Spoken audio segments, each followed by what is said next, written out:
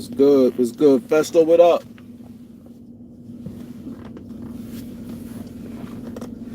Keon, what up? What up, everybody? Drop them like button. Hit that like button, man. Hit that like button.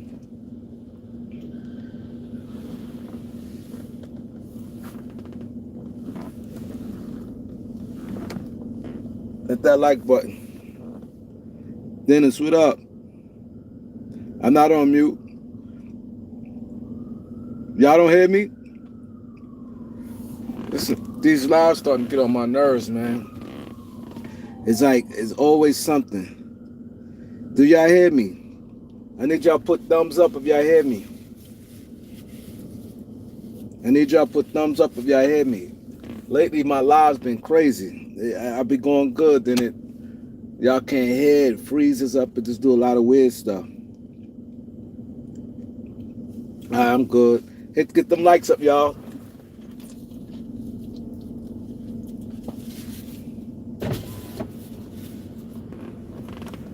Get them likes up.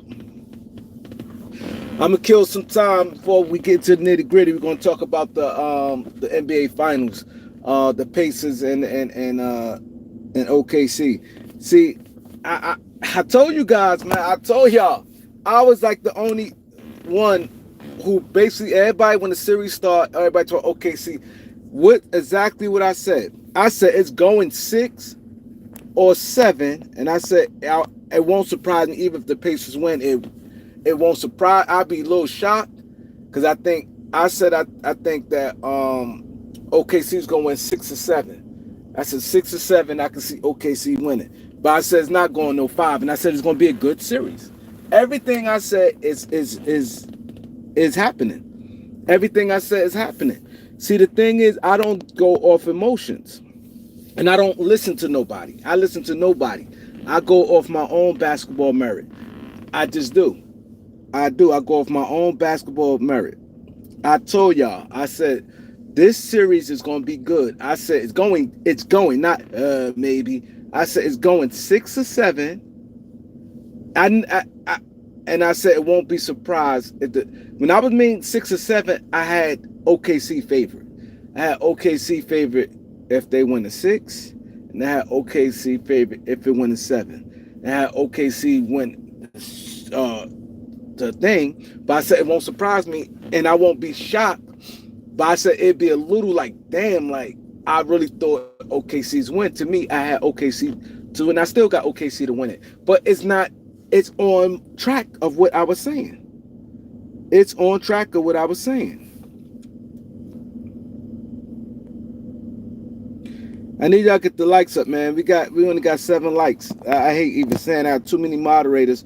Y'all need to scream on these guys who's not hitting that like button. But I told you guys it's going 6 or 7. I said 6 or 7, and I think I think OKC gonna win in 7. I think OKC gonna win tomorrow at home.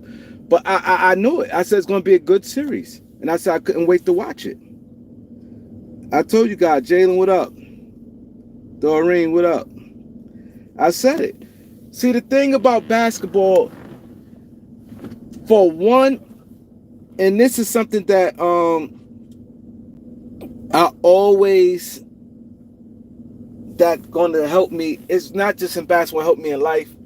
You got to be objective. It has to be objective. You can't just go strictly off heart or just a popular thing to say, or you gotta take away from that.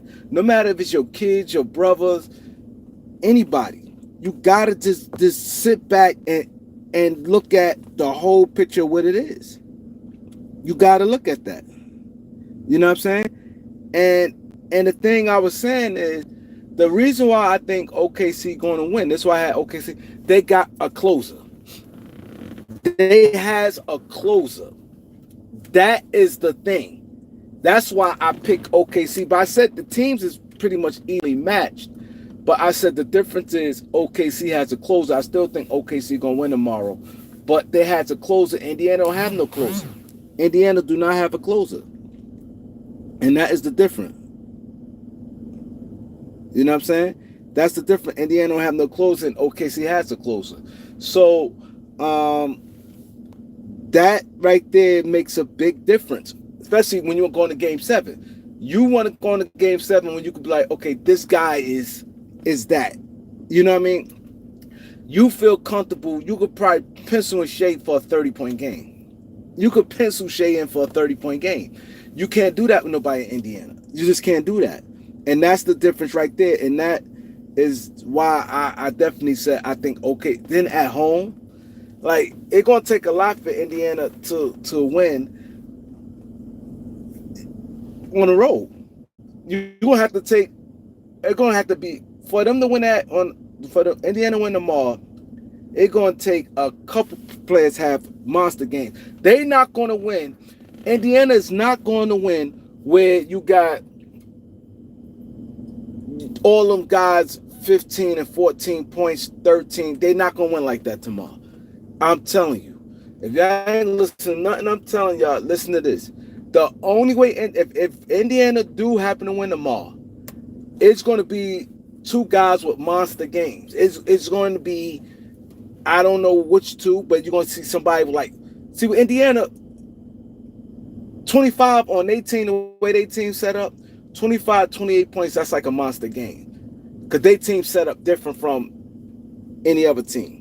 That's like a monster game with, let's say if Halliburton have 25 and let's say Siakam have like 27. Those like two monster games for, because they team normally you don't get a bunch of guys like 15 points, 14 points, 13. Like you're gonna have like 6 guys in double figures and things like that on their team. So you going, so 25 to 30, those, if you're gonna have to have at least two guys that's doing that. You're gonna have at least 2 guys have to do that order for them to win, or they're not gonna win. They're not going to win like that. Where let's say I don't care if they have 7 guys in double figures, they're gonna win. Let's say Siakam 18, Halliburton 14, Nembhard 14. Obi Toppin 12, TJ McConnell 10, Miles Turner 14. They not going, they all that, it look good where it's spreading the wealth, but they not gonna win like that tomorrow. They can't win like that. You know what I'm saying? They cannot win like that. It's gonna have to be 2 players gonna have to have monster games. And like I said, if you look at a team like the Celtics, for instance, 25, let's say if combined, like Jason Tatum and Jaylen Brown, they combine for like 52 to 55 points, that's not considered a monster game for them. But Indiana, they play those like monster games if they get 2 players with that. That's how they team set up. And so I'm going to say that. And I'm going to respond to when people say Tyrese I'm going to explain the difference between a closer and a big shot. Tyrese Halliburton, it bothers me. People be like, he's a closer. Tyrese Halliburton is not a closer. He's a big shot maker. It's a difference. Closers, you could be a closer and don't make the final shot is not, that's like Robert Horry. Robert Horry is a big shot. He hit a big shot to win the game, tie the game. Those like big shot. Tyrese Halliburton is that. Closes is guys with Shea did not the other night, like last week. I think it was the day they could have went down 3-1. When they was in the brinks of going down 3-1, game 4. They was almost went down 3-1 and Shea went to work. And he had like 14 points in like the last 6 minutes of the game. Those closers. There's a difference between closers and it's a difference between closers and big shot makers. That's the difference. So I know people, they do got a close. They got Tyrese Halliburton, not a closer. He can hit a big shot. Now, the game on and it's they down 2, he's dangerous. I'm going to read some of you guys' comments because you guys do support. So I'm going to start and answer some of you guys. I ain't going to be able to get to everybody, but get to some just, real quick. He said, Kareem, where you think KD going?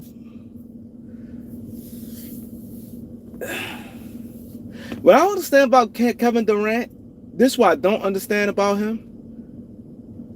Like, bro, like, I just don't get. At this point, okay, if you want to win a championship, I don't know why Miami is on your, like, I'm be confused with these players. These players confuse me so much.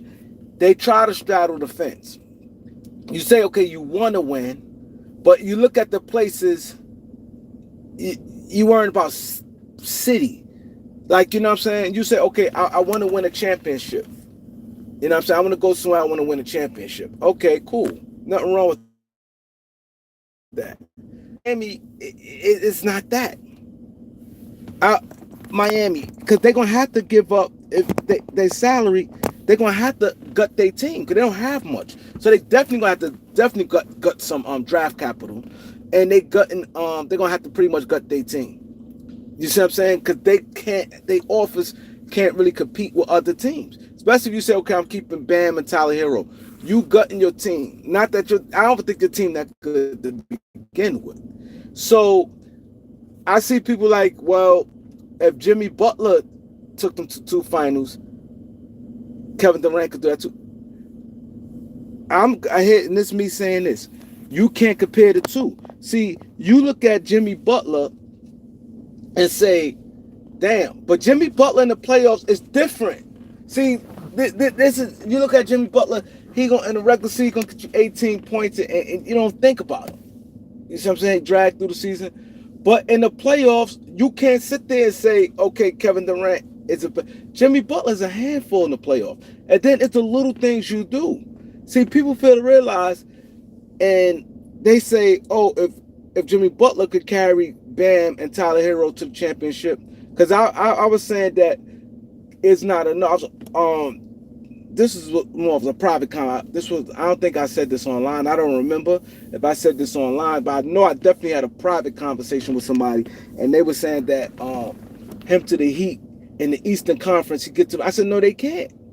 I don't see them as no real threat in the Eastern Conference going to. They keep saying East is. I noticed this for a fact, definitely was because it's back and forth dialogue where they were saying, oh, Kevin Durant can go if Bam could. He said if Jimmy Butler could take Kevin Durant, Bam and Tyler Hero to the finals, Kevin Durant can. See, this is where you get it mixed up at. He cannot do it because it's a difference. You can't compare Jimmy Butler. You just look at, Jimmy Butler, Kevin Durant. Yeah, Kevin Durant is a better player. But if you say Jimmy Butler in the playoffs, how many people you can say better than him in the playoffs? You can't say that. So if you just scratch everything, the player is a difference. And you can't just look at numbers. See, this is with idiots like Gilbert Arenas. You know what's sad about Gilbert Arenas? And I'm going to go in on Gilbert Arenas today. I got time today. I'm going to go in on him. Because it's sad when you have an NBA player and then the way he talks and he deliver it, he comes off like he's right, but he don't be right. This is why I'm going to break down the difference between like a Kevin Durant, and I'm going to go in with the Tracy Mcgrady thing too, and a Jimmy Butler. The biggest difference is, right, yeah, Kevin Durant is a better scorer than Jimmy Butler, right?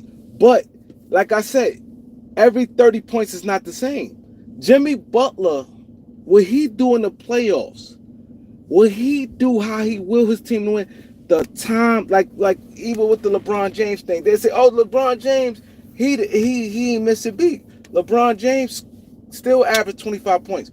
It's a difference between that's if you'll be fool think LeBron James. You look at his numbers now and you look at his numbers years ago and be like, "Oh, it's close to the same." LeBron James was a way better player years ago than he is now. It's time of possession and when you doing this stuff. You have a whole 48-minute game.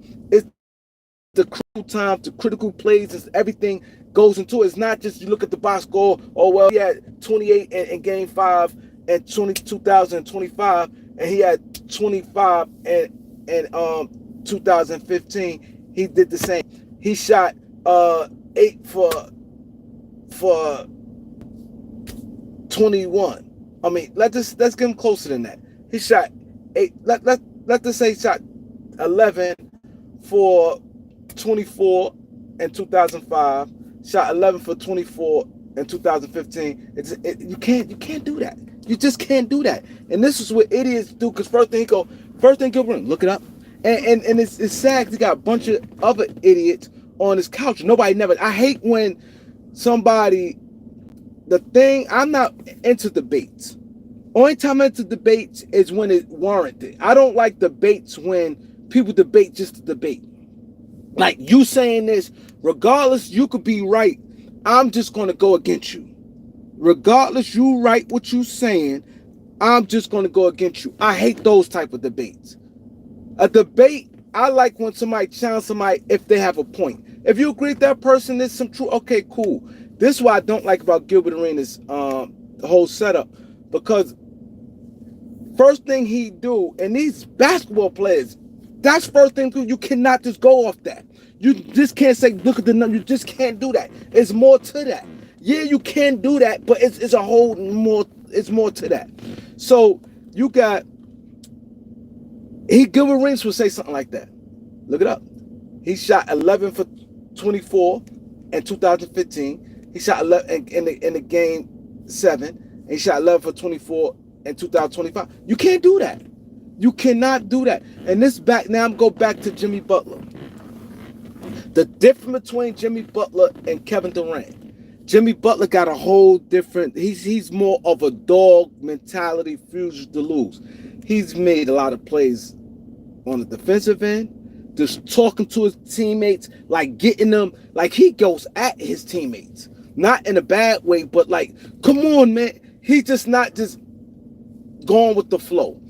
You watch Jimmy Butler, and that's why I do give him a lot of credit. When they was going to, he willed his team to wins. He willed them to wins. He made a lot of the right passes. He dominated when it's time. Like, no, I need the ball at the time. I'm gonna get this bucket at the time. Not just, I ain't talking about no game winning shot. Just the time of the possessions, the rebound, everything coming to it. He done it. He willed his team. They was like underdogs. They was overwin. Kevin Durant don't have that in him. He's more going to flow in the game, and sometimes you need more than just that. And so when people sit there and say, "Oh well," Jimmy Butler, Kevin Durant, he could do it. No. So I'm confused when Kevin Durant sit there and say, people sit there and say, he wanna he should go to Miami. This is what throwing me off. I'm confused. If you want to win a champ, you can't see the problem with people in life. And this is the thing that bothers me. And I hope when I do videos, my main point is to try to teach also. I don't want to, I hope nobody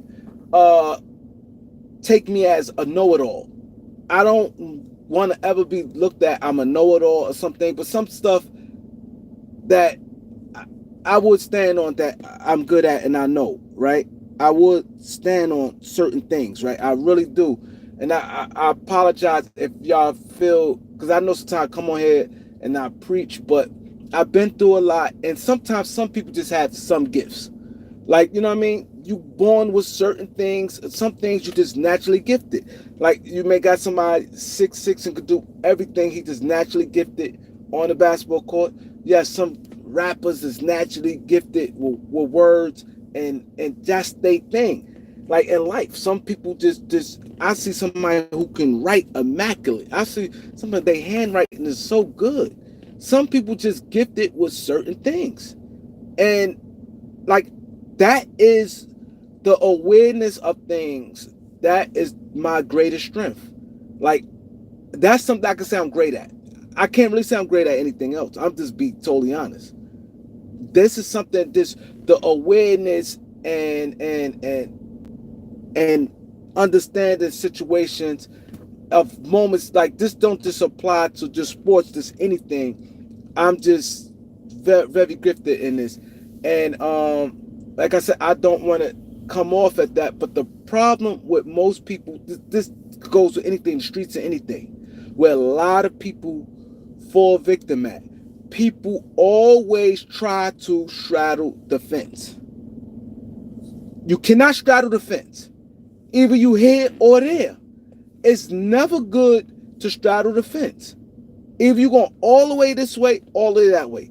You got some guys like be like, yo, like they like let's take the streets, or I'm into the streets. But then they not. Like they try to like you ain't no both. Ain't no both. Either you this or you that. Cause you ain't gonna get locked up, you're gonna get killed. Like, you know what I'm saying? If you want to sit there and say, I want to win a ring, ain't no, oh, I want to win a ring, but, oh, I want to be in a warm. No, you want to win a ring, you got to just say, okay, if this is what you doing, if you ring chasing, this is what I'm confused with the ring. If you ring chasing, why this the thing shouldn't matter. If you ring chasing, why it should come down to, oh, I want to go to Miami. What he said? Miami, Houston, or San Antonio. Cause you want to win the ring. You need to be clear of exactly what do you want. Cause now you can sit there. How the fuck you sit there? You want to win the ring? Okay. Houston, nobody has no real number 2 seed.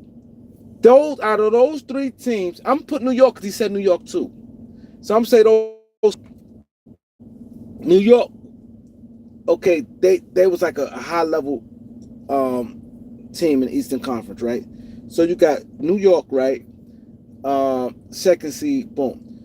We all know you're not a free agent. So when you're not a free agent, the difference is the Warriors, if you'd have had to go to the Warriors back then, you probably wouldn't have won a championship. Because they would have had to gut their team to get you. You probably wouldn't have won no championship. See, guys have to be mindful of when they get traded and you make $50 million, you're going to lose something. You see what I'm saying? That's not what you saw that team there, or I like that team. It's not going to work like that. It's going to be some subtractions. You know what I mean? Not saying you can't still win, but it's not going to be, okay, they won 55 games and you add him. No, it don't work like that. So some players, the team going to want to get some assets back. So you're going to lose something. Not saying you still can't possibly win. Golden State, you was a free agent, you fell right, bam, right there. That's different. When you go, that's why LeBron James never, see, that's why I know I get on LeBron James, but I always say LeBron James is way more aware of these guys than a lot of people. LeBron James know if he sit there and say I want to get traded, he know automatically the team got to get gut. You gutting your team for him, and it's not going to be the same. Even if you do keep even if that team keep they best player, it's going to hurt. It's not going to be the same. It's just that. You're not seeing that unless you go. That's why LeBron James plays out his contract and walks as going to teams as free agents. So you're not seeing that. So you say, okay, I want to win. You say you want to win. Number one, Houston, I don't look at them as no real. They lost first round. Nobody never took them as no real number 2 seed, right? You make $50 million. You're gonna have to. It's gonna have to be some moving parts. So that's not still, regardless of how you look at it, even if you do make them a little bit better, that's still not the same team you in love with. The same thing. Oh, I like the Knicks team. You like the Knicks? They scrappy, they this, that, and the third. You losing a couple of players in that rotation. Even if, like I said, let's say New York keep Brunson and Towns, right? Okay, they get to keep Brunson and Towns. With his salary and stuff like that, and then, mind you, teams is not just going to give nobody away. But okay, cool. Brunson and Towns, right? Let's say they get to keep them. You're going to lose. Let's say you lose Mikal Bridges, Josh Hart, and Mitchell Robinson. You have to gut your team. Come Mikal Bridges, you make $54 million, right? Mikal Bridges make in the 20s. Josh Hart, I think, make 18, and Mitch Robinson like 12. You gutting your team, and y'all the apron, so the salaries got to be like this. It's not like trading with a team like Detroit or somebody where they can cover 15, 17 million dollars. It don't work like that. So it got to go like this. So that's not just you not playing when you miss a Mikal Bridges play 82 games every year. Josh Hart plays 47, 46 minutes a game. It's different. There's a lot of little things that Josh Hart do that not going to show up. Things Mitchell Robinson do not going to show up. They don't have the sexiest numbers, but it changes. And the stuff they do and they're good at, he's not making up for it. That's the same thing what I'm saying about Jimmy Butler.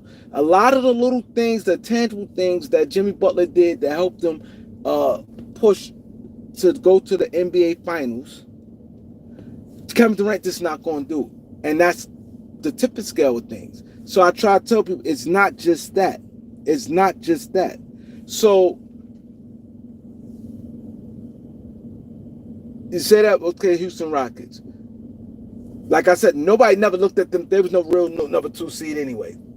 They lost first round, and they lost to the Warriors. They lost to a team. It ain't like they lost to an OKC. You lost to the Warriors. You know what I mean? So that part. So then you go, okay, Houston. Let's talk about Houston. Okay, it's a nice city. A city that, okay, cool, boom, boom, boom, boom. No state tax, all right, cool. San Antonio, no state tax, okay, but they got good young players. Okay, but yeah, they didn't even make the playoffs. They didn't make the playoffs.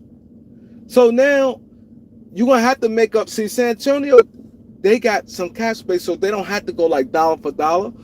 So, but San Antonio, I think more of an easier path for us because they don't have to got more they roster like far as, but they still gonna have to give up about 3 players that's on their roster because they don't have no high price players on their roster, so they're gonna have a bunch of guys like Vassell.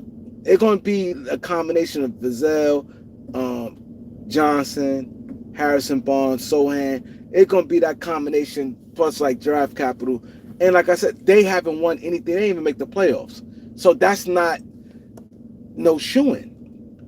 So then you say Miami. I just spoke about Miami team. So it's like, you saying you want to win a championship or you just want to get out of Phoenix? See, that's what I'm saying. It is not clear. Now, if you sit there and say you want to win a championship, how can you sit there and say I want to win a championship? You don't want to go to Minnesota. You want to win a championship. This team went to back-to-back Western Conference Finals, and they will be able to keep their best player, and it sounds like they'll be able to keep their second best player in Julius Randle and Jalen McDaniels. The way it sounds like, and they saying that deal could get done because they want Rudy Gobert and Phoenix. So you will have Rudy Gobert. I'm hearing Rudy. Some saying like Mike Conley and Rob Dillingham, and they first round pick this year, and they saying this is what I heard. I heard Rudy, Rob Dillingham. They saying if it's Mike Conley a deal, it's going to be 2 picks. It's going to be they 17th pick this year and some type of future draft capital. If Mike Conley in a deal, if they swap out Mike Conley for Dante, I'm hearing it'd be Dante, Rob Dillingham, Rudy, and I think just 1 pick. So that, but you'll still keep a lot of your players, and you still could see some type, like you be like, all right, if we get us 2 centers that, you know what I mean, Rudy is a big loss. Rudy a big loss. This is why it's sad, because you have, like, I hate when you have former NBA players and everybody, like, Rudy is like a piñata. Everybody picks on him and want to take bashes at him. Yes, he has his limitation, but Rudy is a factor. Rudy Gobert is a factor. That's why I said you cannot listen to shows and stuff like Gilbert Arenas where they just tell you and the average fan just laugh and joke, but and just this guy no he's a factor. Don't let nobody tell you no nonsense like that. You know what I'm saying? He's a factor and he's effective. Yes, he has his limitations, but he is who he is. You cannot listen to nonsense when you guys like Gilbert Ring, they laugh and be like, oh, he's nothing, this, that, and the third. He has his limitation like everybody else. I can name a bunch of people, but people, the scoring, everybody, it looks sexy. But I guarantee you he had more impact on winning than a lot of these players. A lot of these players. And I hate to say it, like, people talk about Jaren Jackson Jr. all the time, like, he this, he that, and they would never really say nothing crazy about Jaren Jackson. But Jaren Jackson Jr. is really not effective. He's really not. Like, he don't rebound worth for nothing. And in the playoffs, he don't do anything. He don't do anything in the playoffs. So, but they talked, oh, Jaren Jackson, oh, man. They sat there, oh, man. Gilbert, I saw him on his show. Oh, man, he lost his effectiveness. I mean, the voters not voting him Defensive Player of the Year. He lose out on the Supermax. He has no business even thinking about getting a Supermax. There's no business or anything for him to even get a Supermax. Why should he even think about getting? He do nothing to get a Supermax. You see what I'm saying? As being that big, don't rebound. He has no goal. You can't give him the ball. Why should you get somebody super? It's not like he locking every part of defense is shot blocking, shutting your man down and rebounding. So he's not like he's not covering all bases as a defender. He's just not. He's just not. And thank you. And he injury prone. So you got the injuries. He deal with injuries. You can't give him the ball. He has no go-to moves where he go get you a bucket. He's not no all-world defender like that. My thing is, all-world defenders where they could shut down half the court. Where like how Deion Sanders was in football, where any bombs, if you throw a bomb on the right side or the left side of the field, anywhere, right or left side of the field, and Deion on the opposite side, he's a threat. He's a threat still. You see what I'm saying? Those like different level of defenders. Those different level of defenders. He's not no outstanding. He's a good defender, but he's not outstanding like that.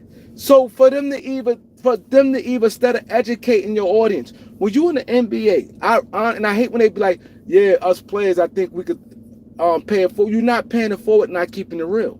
And see, these players, what I don't like about these players, they say these brotherhood stuff, right? They go, oh, we have a brotherhood and we stick together. Yeah, it's nothing wrong with having a brotherhood, but I think it's more important you keeping it real with them. That's like right now, somebody, let's say a guy like Larry Hoover or all these, let's say a street legend, a guy that's a street guy, he's a street legend, right? Him come out and oh man, I understand, man. You know, I can't knock these kids. When I was 18, I was out there wilding too. I robbed, everything was moving. You know, I've shot a couple of people. I did this, so I can't really knock them. But they shouldn't do it. But I can no. Sometimes you got to have. It's important you have them tough conversations. So they think a lot of this is not this good. I'm pretty much saying everybody. Kendrick Perkins is one person I do like. He just call it. He just speak on shit. A lot of these players, when it comes to these guys when it comes to payment, they feel I ain't gonna speak on another man's money. They feel they can't say nothing. That's like part off limit. I need you guys to hold on 1 second. I'll be right back. Y'all talk to each other in the comment section. Talk to the comment section. I'll be right back.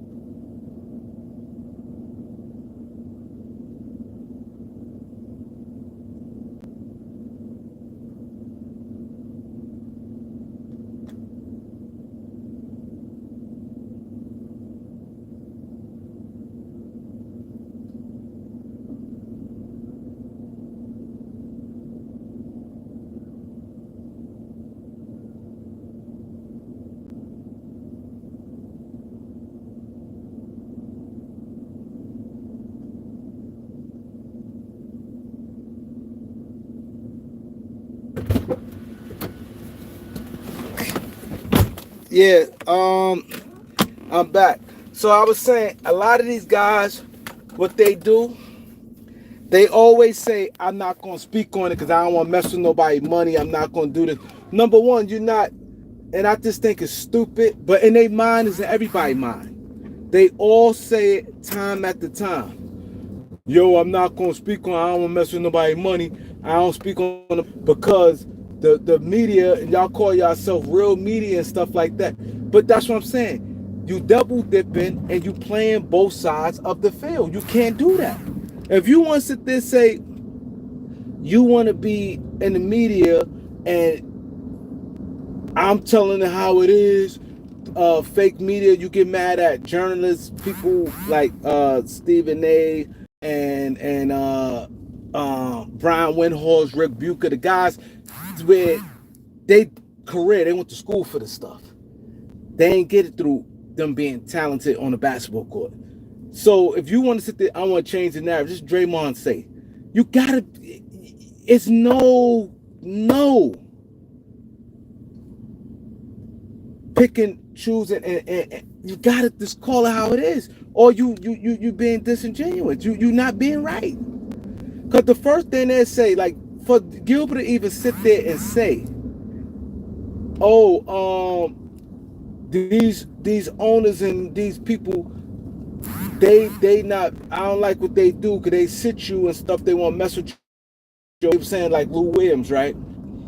They were saying Lou Williams, by him coming off the bench and stuff, not just Lou Williams, they just speaking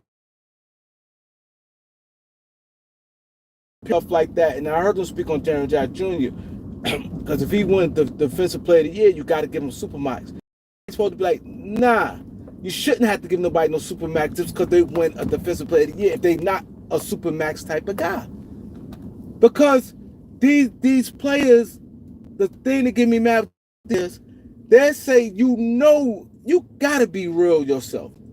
If the minute you give a player like a Jaren Jackson Jr. a Supermax contract, I don't want to hear it when you start losing, oh man, I don't have no help. How? League and nobody, and I hate when sometimes, that's why I do defend Lakers. I was defending the Lakers a lot in this situation when people be like, oh, they cheat. And some situations, yeah, but every situation, no. Because people can say this stuff here and like somebody cheat. But if you know deep in your heart, this is keeping it real. You look at your roster and be like, okay, if I keep this guy and this team, this one player, even though he making $10 million, but with the luxury tax, if I get this player back, his 10 is really a $40 million. And you deep down and your heart feel, if he here, we not winning no championship. I think that's what it's about. Yeah, we a playoff team. Yeah, we better, but we still not no champ. Why pay it? See, this is the stuff they don't tell you. This is stuff they don't tell you. I'm not doing it. If I'm an owner, I'm not doing it. Because one thing, if I'm gonna be an owner, general manager, I'm gonna be real with myself. I'm gonna be real with myself. Be like, okay, if you feel in your heart that player, that's a championship, that's a chip, and I might could suck it up for 1 year, even though he making $10 million, but me keeping his $10 million on my books costing me $40 million. This is the new NBA. You got to factor in this stuff.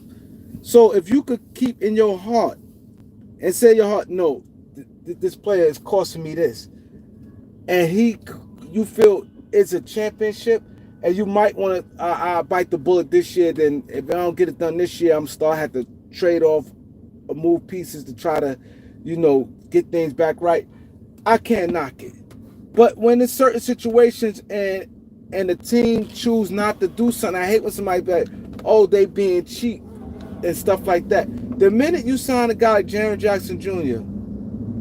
to a super max, he's not that. You're gonna kill you. He's gonna kill you. He's not that. Never been that. Never been that. Like, come on, these guys can't will you. That's what a lot of these guys, is overrated in a lot of different ways. Then when you start factoring their salaries and stuff like that, like, and I do think Rudy Gobert have more impact on winning than Jaren Jackson Jr. But all they see, they see Jaren Jackson Jr. They see is 20 points, but it goes more into that. Rudy Gobert, even in Utah, they was going to second round every single year. Every year, his team, he always is going second round and stuff like that. Like, come on. Other player every year in Utah, every year in Minnesota. Like, it's not no mistakes. And I'm not saying he's a better player. I'm not saying that. But his impact, but people laughing, and that, and look at he getting too much money. They just look at the numbers. It's more to that. It's more to that. And this is the thing get me mad, because if you're an NBA player, you should know this stuff. You should know this. But you tell me, oh man, they overpay him his salary, his money. It's a reason why. It's a reason why Phoenix sat there and said, Phoenix ready to do that deal with Minnesota. But Kevin Durant don't want to go there, and they want to honor him. That's another thing. I'm not honoring him. I'm not.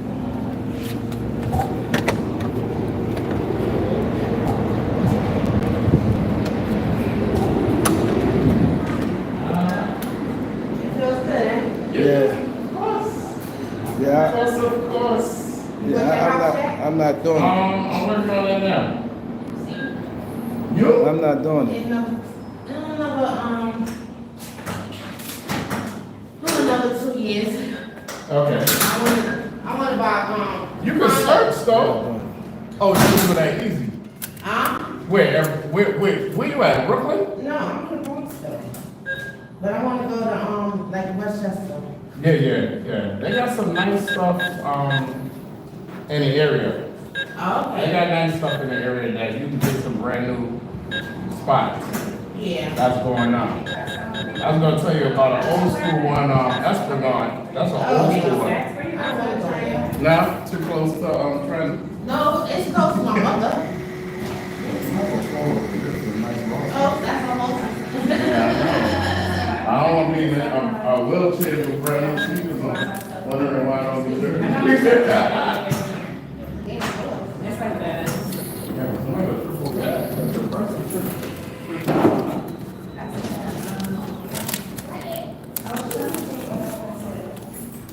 Yeah. Well, yeah. You know what I'm saying?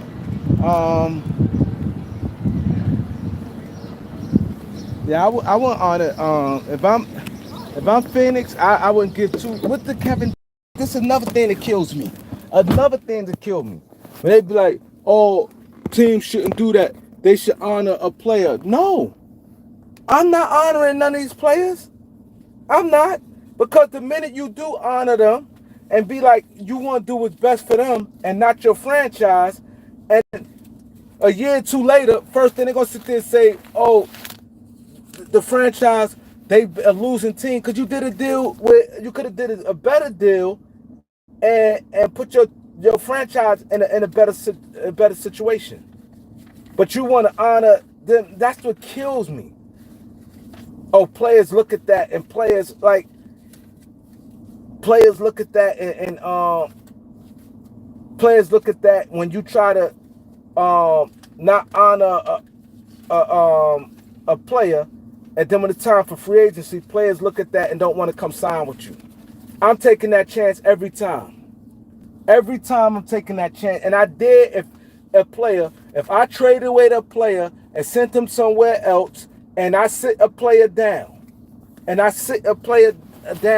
trying to get him free agency, and a player sit there and come and be like, yeah, I don't know if I want to come here, and I'm offering a player $100 million, and I got the money to spend on this player, and he come to me and sit there and say, yo, I don't know if I want to come to your franchise because I remember what you did to Kevin Durant, and you did him dirty. You sent him to Utah Jazz and he didn't want to go there. You sent him there, he didn't even want. You ain't send him. You didn't get to do the player right.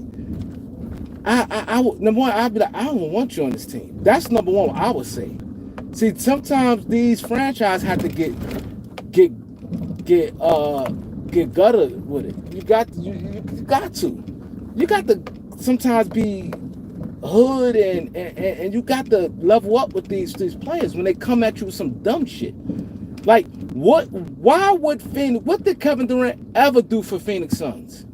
What did he do ever for Phoenix Suns where they need the honor to take him where he want to get? Now if a team want to do it and run the risk of him losing him in free agency, that's not my thing. That's not my responsibility if I'm the Phoenix Suns.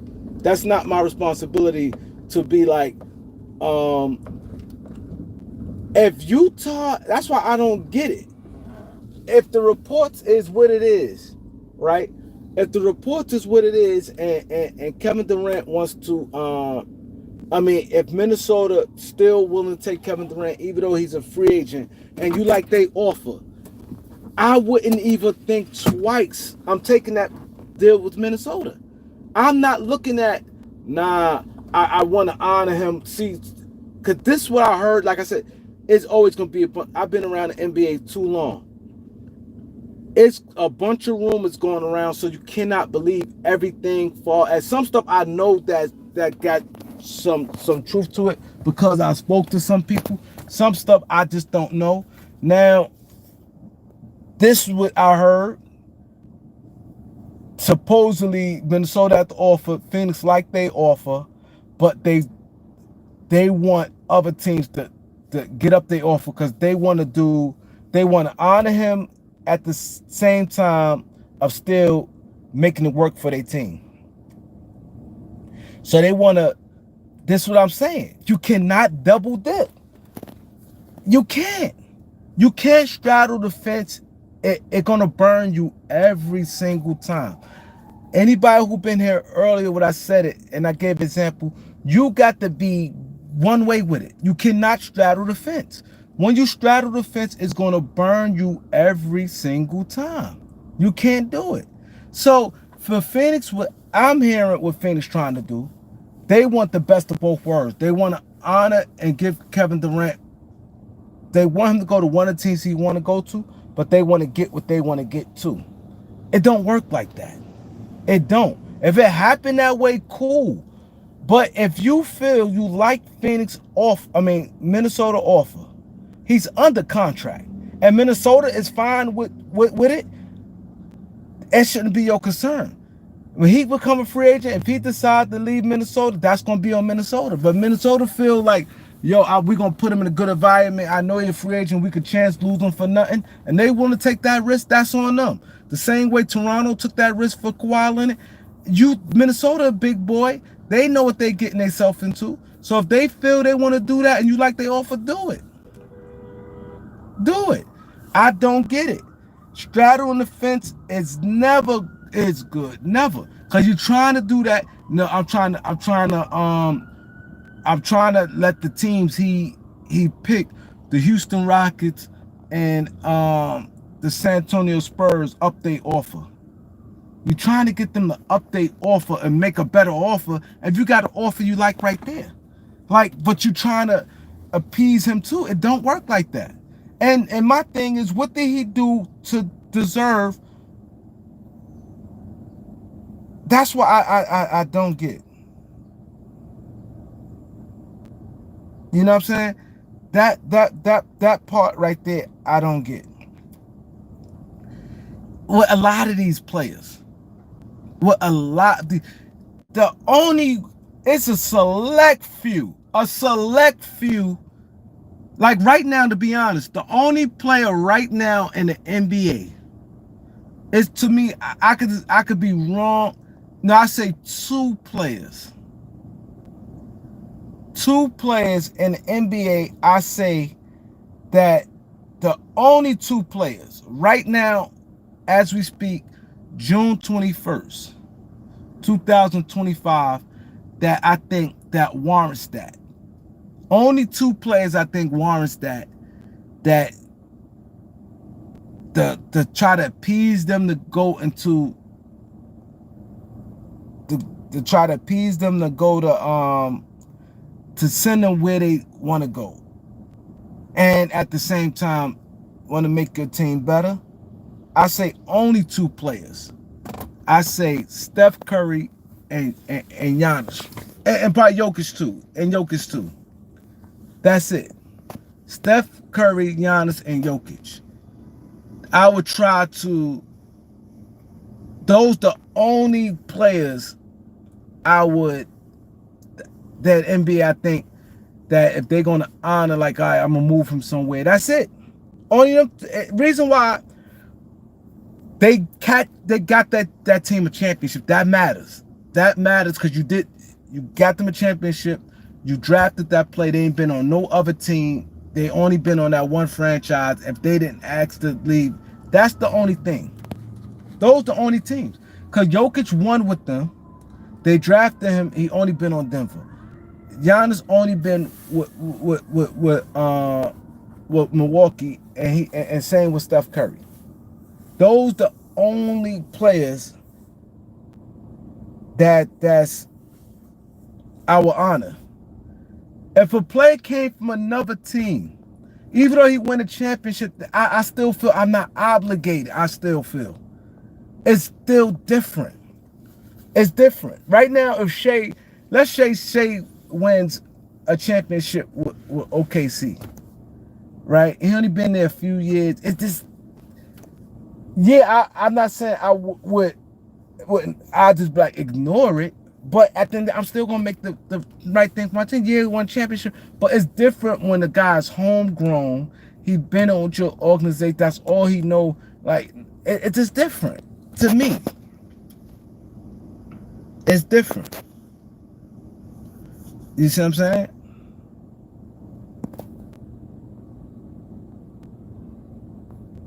That's it.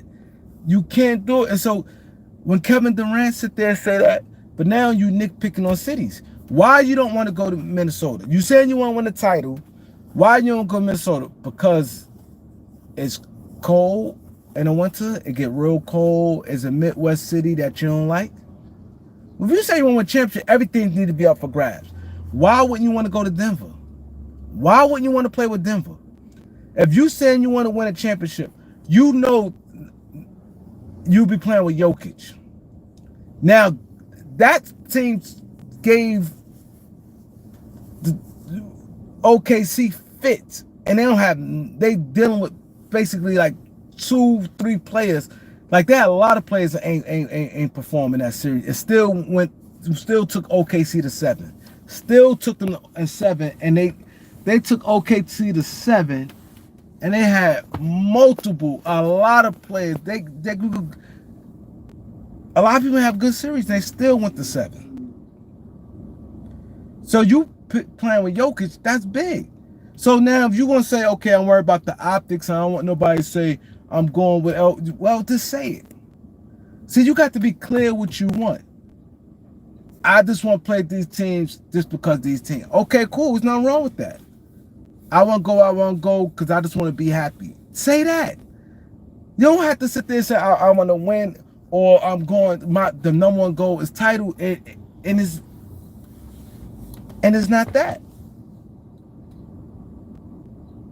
It's not that.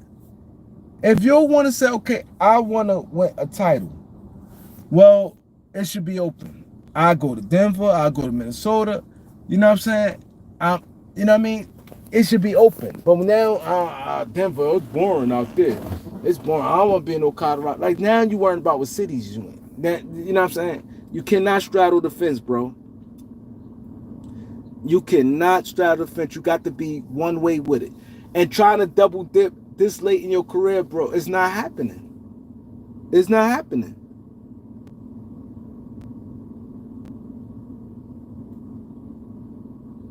You know what I'm saying? You had to be clear. Always one thing, let me tell you this, in life, when you clear on something, it's definitely better than when you not sure of a decision you make. You say, okay, I want this. If that's this, say it. Just say it. And nobody can knock you, and you can stand on your square why you feel this way. I want to go I don't want to go to a team that's already made, because I don't want nobody to sit there and say I went to a team like Denver because Steph Curry. I mean, because Jokic. So I want to go to a team where I want to, uplift them. They don't have to be just speak that, and then I want to go to city I like, city that's warm.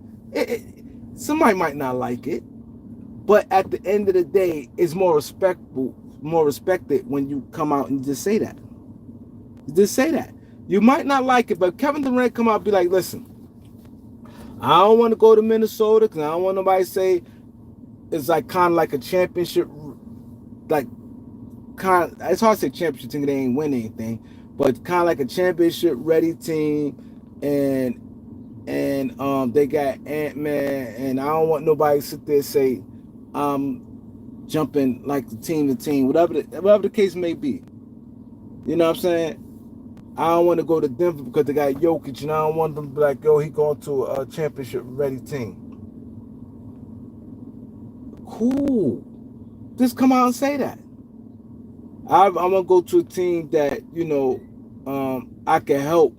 That's not looked at as that. Like right now, he go to Denver. Him, Jokic, and 9 times 10, it probably be Murray on that team. I mean, Murray would be with that team. It'd be Porter Jr. going. That will look as a favorite. Like that team will be strong. Or you go to Philadelphia, you a B and Maxey. Like, you know what I'm saying? It looked at being strong. You know what I'm saying? Minnesota, you Ant, Julius Randle, Jalen McDaniels, Nas Reed, like, wow. You go to Miami, it's gonna be like, you go to San Antonio, it may look, but it's not like nobody, it's not no big people like, all right, well, there's not no earth-shattering move. You know what I'm saying? This come out and say what you got to say and live with the results.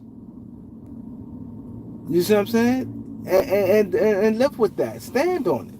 You know what I'm saying? If it's not that, don't sit there and say, oh, I want to go to a championship. My number one goal is to go to the best chance of making me win. No, that's no, that's not true. You know what I'm saying? It's not true. You know what I'm saying? And that's the thing where it hurts, where you gotta be clear. And I hate when it's like a thing where you got these shows, oh, you have to do right. Why I gotta do right by the player? Because if I do right, if I take a shitty deal and now set my franchise back 5 years from now, or y'all gonna sit there and say, oh, I have a shitty franchise and we not ran right.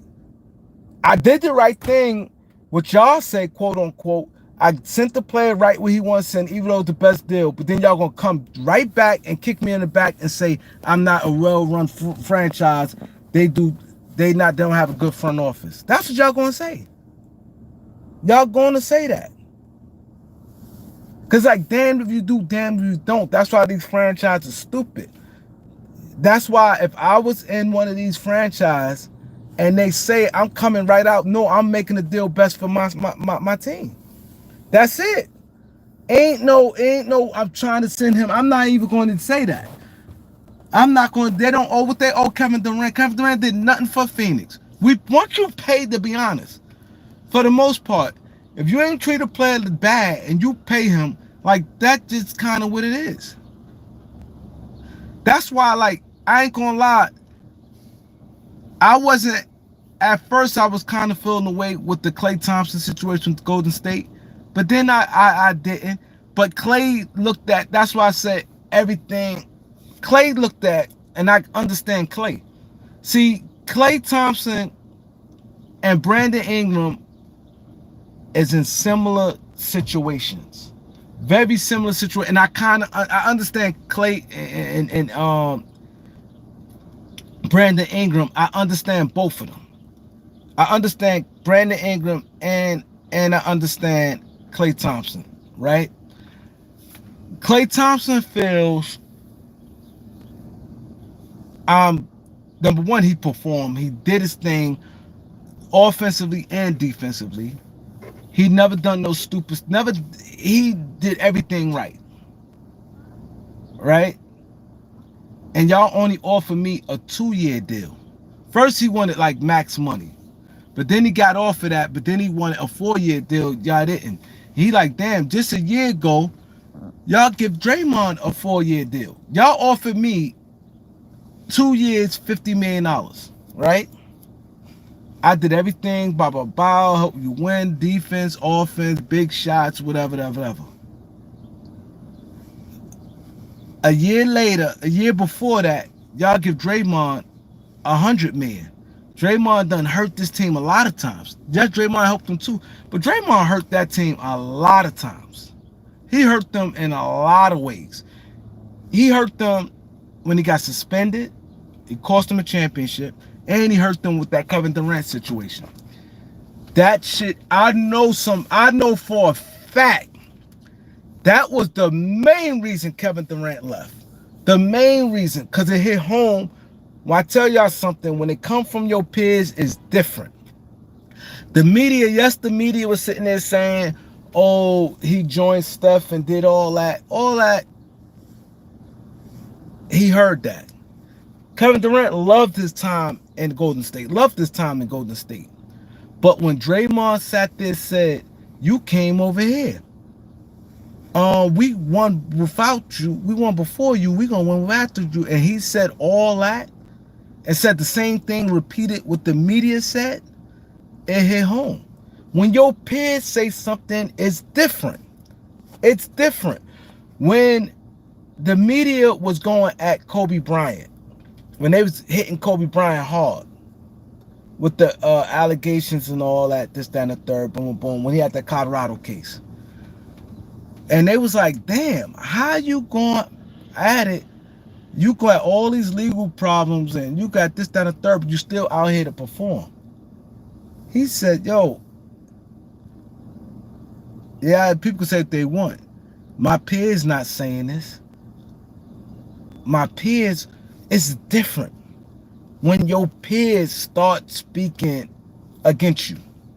Now, when he said that to Kevin Durant, that gutted Kevin Durant. That gutted him. And he like, you know what, I'm out. The media saying it, but when your peers start saying it, like, yo, you here, we're going to win without you. You came over here. And they said, we ain't heard nothing. They said Draymond, not only that, continued it in the locker room. They said he continued like double. They said he went off. And that's why they said Kevin Durant is soft, because Kevin Durant ain't say nothing. And they was like, apologize. He said, I'm not apologizing nothing. They were trying to beg him, and I don't think he ever apologized to Kevin Durant. He went and he went ham on Kevin Durant. Went ham on him. And it's like, yo, Kevin Durant ain't say nothing after that. They said the locker room continued, and it continued days after. They said we just heard a small portion of it. So that Draymond, like I said, I know, and Klay Thompson know why Kevin Durant. So it cost them more championships. So with Klay Thompson feel, y'all give this man 4-year, $100 million, or for me 2-year, $50 million. This man hurt the franchise more with the technicals getting kicked out, suspended, and all the stuff there. So he felt disrespected that y'all only want to give me a 2-year deal. Same with Brandon Ingram. Brandon Ingram feel, yo, Zion could have played. Zion clearly said, yo, I'm 99.9% healthy. But I want to feel like Zion. Whatever weird shit was that in the playoffs, when they wanted him to come back and play. Zion to this day never played the playoffs, and the team with the playoffs a couple times. He had a chance to play in the playoffs. He doing windmills dunks. He did a windmill dunk, right? And he said he don't feel like Zion, but 99% was doing windmills dunks on the lamp line.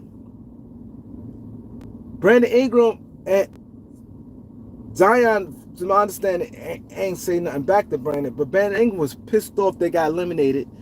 He got pissed off and he spoke out against Zion. I know he said something crazy in the locker room and on the media that he mad that Zion ain't come out and help the team win.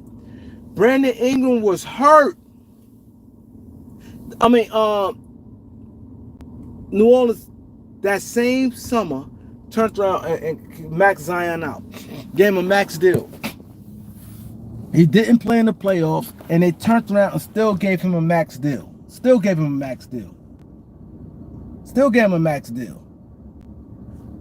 Brandon Ingram was hurt. Supposed to have been out another 2.5 weeks. They played the Lakers the last game of the regular season. The last game of the regular season, they played the Lakers.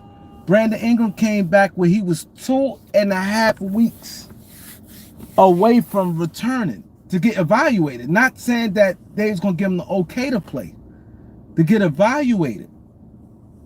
He comes back to want to will his team to go to the playoffs, to play the Lakers the game before the last game of the season. He come back, then they play first round. They play against OKC. He didn't have a good playoffs. They made it like, oh, Lou Dort locked him up, whatever the case may be. And now it's time for him to get paid. Y'all don't want to pay him. So he feel, hold up. I break my neck to come back. Yeah, I struggle against Lou Dort, but I'm not healthy. You watch that series. I know Brandon Ingram. You guys know him. You see he was hurt. You know what I'm saying? But I didn't have my best playoff. We lose to OKC. It hurt me and my free agency. Y'all don't want to pay me. But y'all paid Zion, and look we did. So they both, that's why I said I understand Zion, and I understand Brandon Ingram and Klay Thompson in a sense. But the Golden State feel like, hey, you was hurt for a couple years, we still paid you. You see what I'm saying? So I kind of, those situations kind of like one-off, where I'm like, I could see like both sides of it. Like New Orleans probably like, yeah, we did it, but we can't operate like this. Still can't just paying you always hurt, and you know, so I kind of understand both of it, but those are like the red situation. You see what I'm saying? Those was the red situations. You know what I'm saying? So that is that. You know what I mean? It's crazy because I've been on live for over an hour, and I definitely ain't even get to the topic yet. But I can't stand people just do stupid shit. So now I'm just get to the topic because people probably like coming on like, damn, talk about the topic when you put stuff in your titles. But basically, Gilbert Arenas set Tracy Mcgrady up, and Tracy McGrady fell for the okie doke. He give Tracy McGrady credit, like shit. It shouldn't mean nothing. Tracy McGrady was compared to Kobe Bryant, and he didn't win nothing. So y'all was looking at Kobe Bryant with 3 rings was compared. They were saying who better between Tracy McGrady and Scottie Pippen, which we all know that's false. No, I never heard nobody say anything about no Scottie Pippen when it came to no Kobe Bryant. Nobody never said that. And I want to give a shout out to Too Raw for TV. I like Too Raw. Too Raw, like when he do his videos, it's a lot, like we be on point with a lot of stuff. Like I agree with majority of the stuff like he say. And it's crazy because I was having this conversation yesterday about the situation, because after I did the video, y'all saw me do the video yesterday, and I was afterwards. I was saying, and it's crazy. Everything I said, he spoke about it on his channel today, and it's so true. Like, my thing is, like, nobody never, like, Gilbert talked to people like people stupid, and it got me mad with a guy like Stephen A. Smith. When was they ever sitting there and looked at Kobe? When did Kobe ever they looked at him like a Scottie Pippen? They always, like, Kobe and Shaq, they never said it was a 1-2 punch. They always said 1 and 1A. At best, 1 and 1A. They always said that. You know what I mean? And nobody never said that. And then he's like, oh, and he set Tracy McGrady up. And Tracy McGrady felt for it. Tracy McGrady said, I never had a chance to compete. You throw me in that lineup, substitute me for Shaq, I wouldn't have. He basically saying he'd have been in the exact same position Kobe in, and I totally disagree. And that's the same thing, because a guy like Gilbert, you know what Gilbert would say? This is a Gilbert Arenas thing. This is how he'd have proved his point. Gilbert would sit there and say, go look at the numbers. This is why you can't do that. Because Gilbert would say that. You substitute, if average person will think that, oh, substitute Kobe for T-Mac with Shaq, they still doing the same. It's not that easy. It don't work like that. Because first thing you say, oh, look at the numbers. T-Mac could score, he could do this, he could do. It don't work like that. Number one, T-Mac ain't have nowhere near the work ethic Kobe had. And this is why this is crazy. And this is why I definitely want to give a shout out to 2 Raw TV. Because it's crazy. It's like I had a conversation with him and he came and did it on his video. Everything he said is exactly what I was saying yesterday. Exactly what I was saying. You cannot compare the two, because, and it's crazy. That's why I'm like, I respect the shot to Raw, because it's crazy. I was literally just saying this last night in the conversation I was having with somebody. Shaq always said, yo, Kobe, I ain't gonna lie, he challenged me a lot. Shaq coming in the season every year out of shape. Shaq, we all know Shaq is like a goofball. Shaq would have won that first title. Shaq would have took his foot off the gas. Same way Anthony Davis got that. A lot of guys, when they won that first title, they take their foot off the gas because they felt, okay, accomplished something. Shaq, he even said it. He was lazy, undisciplined, and they kept saying, you have to win a ring, you have to win a ring. Shaq won his first ring. He was happy and kind of content. Kobe stayed on his ass. He said it. Kobe and Phil. Shaq even said it. Shaq grew a big respect for Kobe Bryant years later, when he got older and understood it. And like, damn, you know what I'm saying? Him bumping heads with Kobe, and he understood. Kobe wasn't even passing Shaq the ball because he like, you're not in shape. Yeah, you still could dominate this guy, but we can be better. I'm not gonna be busting my ass and training stuff you half-ass, because ain't that many guys you got to go against. Kobe had to go against straight killers that Shaq ain't had to go against. Shaq ain't had to go against the guys Kobe had to go against. So Kobe had to stay sharp. You see what I'm saying? So that is in itself right there. T-Mac would have never did that to Shaq. Would T-Mac and Shaq would have won? If you swap T-Mac for Kobe, I definitely give them 1 title. 2, they wouldn't did no 3-peat and went to no 4 straight finals. That's definitely not happening. They would not have went to no 4 straight finals. They definitely wouldn't 3-peated. I don't even think they would have repeated. But let's say in a 4-year span, possible 2 titles. Possible. Definitely 1. He'd have definitely won with T-Mac. Because what would have happened? I'm going to tell you what would have happened. T-Mac would have never pushed Shaq like that. And they would have never been able to get through them rounds they did. They never would have got through them rounds. Because, see, Kobe did a lot of stuff that people don't talk about. And it get me mad, like, when guys sit there and they just sit there and be like, Oh, Kobe Bryant, yo, he only shot 46% from the field. He don't shoot. He shoot 46% from the field, right? To me, that's excellent. Reason why people realize Kobe always guard the best players wasn't even his matchups. Kobe could have easily been ducking a lot of stuff. Look at the guys who Kobe guarded all the time. All the time. That he ain't even had to guard. Number one, Iverson, 6 feet. That's not Kobe matchup. That was Derek Fisher and Ty Lue matchup. Kobe always went out and guard Iverson. Jason Kidd was not Kobe matchup. Gary Payton was not Kobe matchup. Tracy, Paul Pierce is not Kobe Bryant matchup. Paul Pierce played the 3. Carmelo Anthony played the 3. Those not Kobe matchups. Kobe, those guys tell you how them battles they was going against Kobe. Those not his matchups. He even went at Durant, LeBron James. Those not his matchups.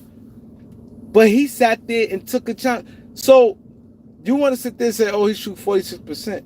But he's guarding the best player on that team that he didn't have to do.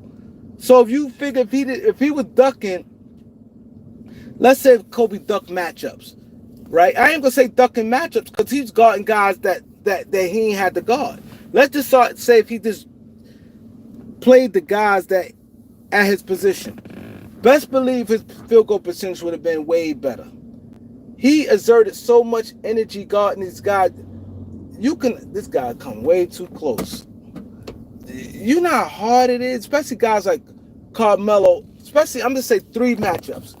You know how hard it is to guard Carmelo, Anthony, Paul Pierce, and Iverson?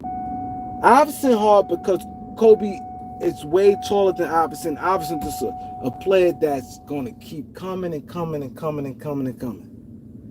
Paul Pierce and them guys, they got Kobe by 20 pounds. And they type of game they got, they're going to bang and get physical with you. It's going to be a lot of wear and tear. Then he guarded guys like tall big guys like Kevin Durant later in his career. And he do that all the time. He's guarding Jason Kidd. He ain't had to guard no Jason Kidd. He guarding the man who gonna have the ball in his hands all the time. I know y'all probably say, oh, Jason Kidd was no scorer. Ain't the point that he's a scorer. Kobe know he ain't no scorer, but he's still stopping him from playmaking, trying to. When he's guarding Jason Kidd, it's not that he guarding him because I'm trying to stop Jason Kidd to get 30. He's trying to stop him from setting up the offense. Disrupt him from getting into a flow where he dropping dimes and making it easy on his teammates. That's what he's stopping him from doing. Guys like Gary Payton, crafty, that's backing up. Like, you know what I'm saying? He's doing it for those reasons. You know what I'm saying? He could have easily be like, I'm not guarding him. That's they, man. How many stories we hear? People like, nah, Kobe said he guarded me. He had to argue and fight. You know how easy it is to duck a guy who could drop 30? You know how much energy and stuff you save?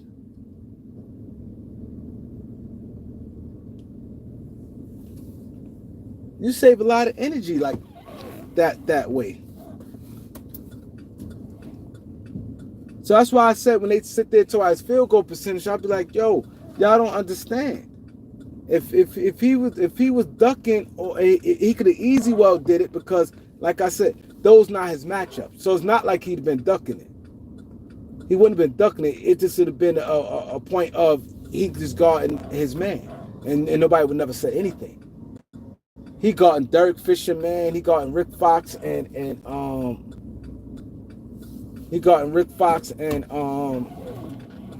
Devin George, man, and things like that.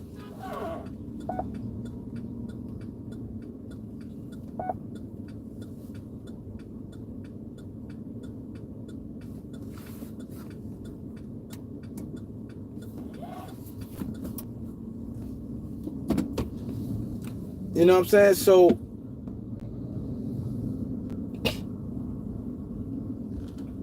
my thing is, and Tracy Mcgrady would have never did that. So that's what I'm saying. This is why you can't go by numbers. Because the first thing guy like Gil would have been like, oh, if you drop Kobe off that team and put T-Mac on that team, it would have been the same. You can't do that. Because that's the same thing what I was saying about Jimmy Butler and Kevin Durant. A lot of the things Kobe did that probably wouldn't be necessary in the box score like that it wouldn't have happened. And that's a major factor. Him getting on Shaq. Nobody got on Shaq. Shaq did what the fuck he won. Kobe the only one was challenging him. Tracy Mcgrady when it did that, that makes a big difference where he'd been out of shape or wouldn't have been as, you know what I mean, wanting it, ignoring him. Shaq want the ball, I fuck, I'm gonna give him the ball. He out of shape, you still give him the ball. No, Kobe's like waving him off. Those factors that not gonna show up in the box score, him pushing him to get shape. Shaq talk about this all the time. It hurts him because he took the blame. Like, yo, I was young, I was immature. I'm surprised I'm older than Kobe, and this guy, I can't believe I'm 7 years older than him, and he was the mature one. He's saying a lot of the stuff that T-Mac wouldn't have did. T-Mac ain't challenging, I'm guarding Iverson. I'm guarding this guy. No, he wouldn't have. Little stuff like that he would not have done. Him getting on his teammates. His teammates feel they could relax and put. Kobe kept dudes on eggshells.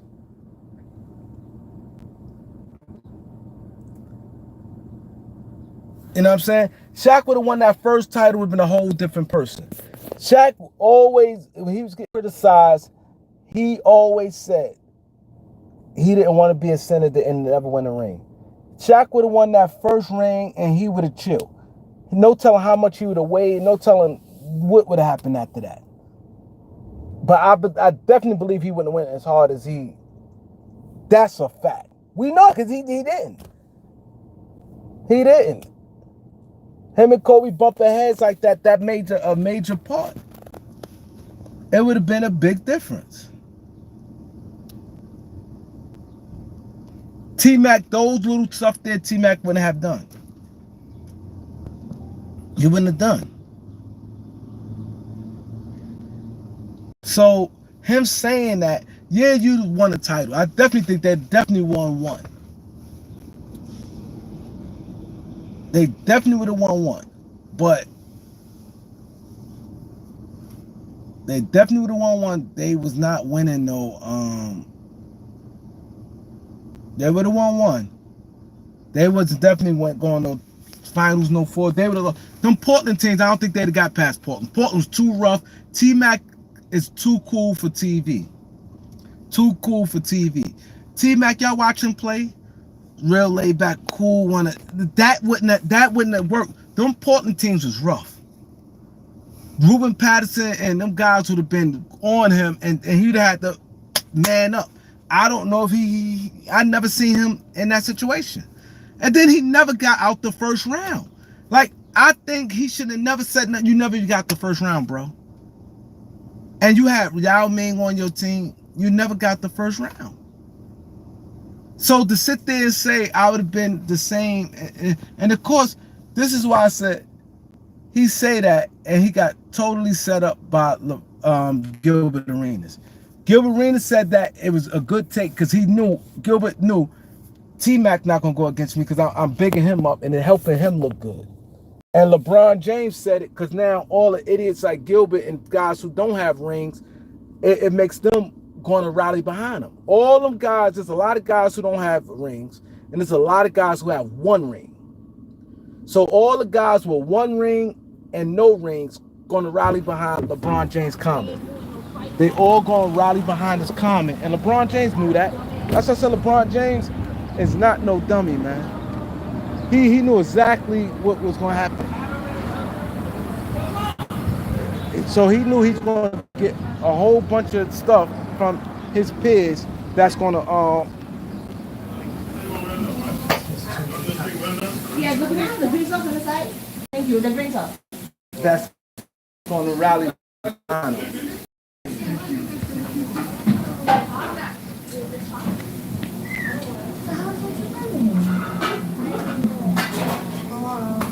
I'll take some green sauce on the side. He knew that.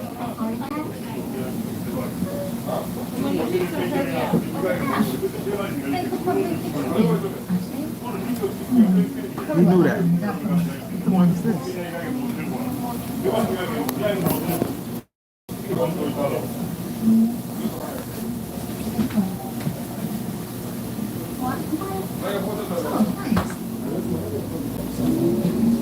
Yeah, he knew that.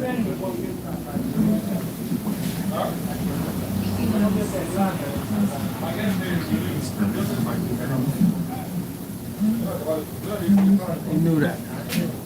I'm trying some different steak. What's up, Knowledge? This is the minute of the hour. I'm trying something different.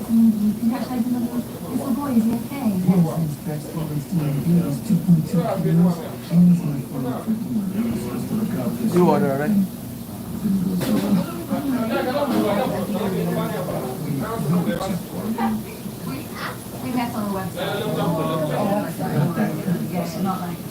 Nah, I ain't get none of that, bro.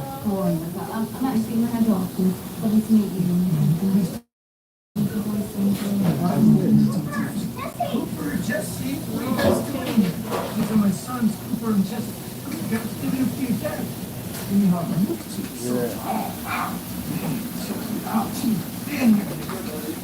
Guess what? This is your sister Lizzie. You're right. This is Cooper and Jessica. You want to say right about that? So how'd you guys find me? How'd you get here? Yeah, I saw this. What y'all known for here? Cause I saw it on Instagram. What's something? What is this? What? And what's this? The big man. The boss. Just come check that one and come see. Oh, this is okay. Check that one and come see. Yeah, this joint's on Instagram. Sweet peas and lamb. Yeah, can I get a chicken kebab?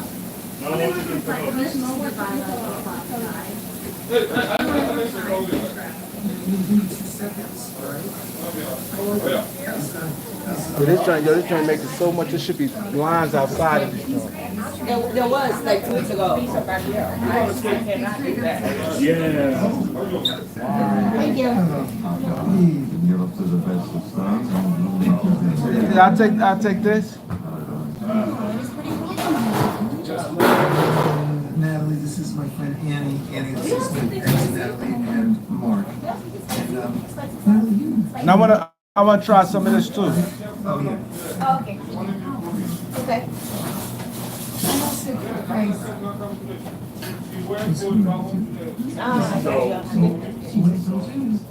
Yeah.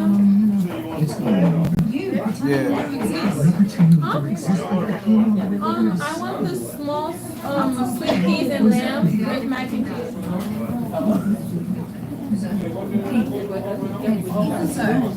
Even so, I flew 3,500 miles to see you. You counting? I'm just explaining the reason. Please. This is crazy. I'm not being a martyr, okay? I'm just trying to point out the fact that I flew all this way to see you and meet the baby.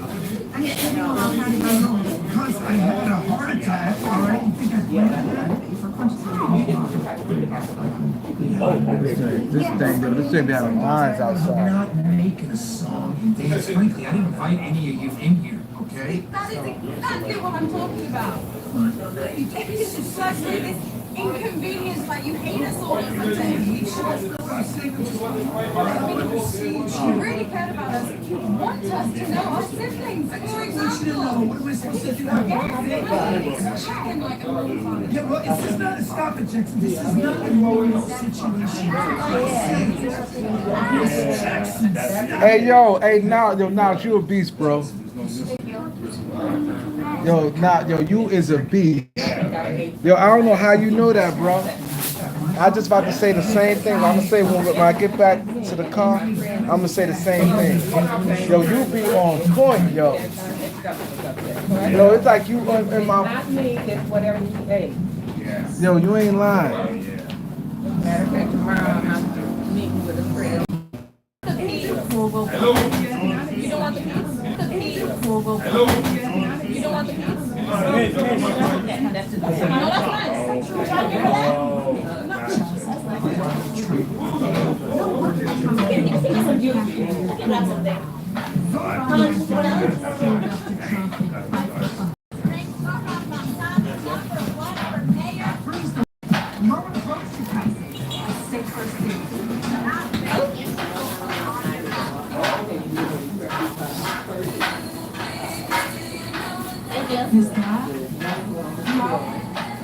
That it's only? Is that? Yeah. Yeah. I know I'm probably gonna pay. So she got Blink Mini 2 cameras to help her see more, catch more, and do more. Blink and get more. Yeah. I'm gonna go in when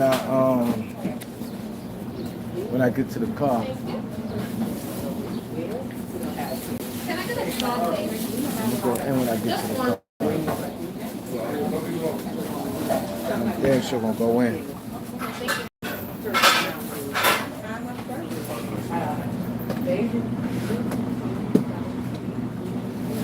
How much? 20?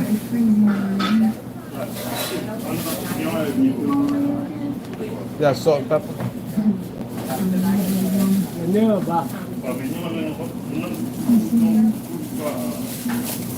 Yeah, you said no salt and pepper?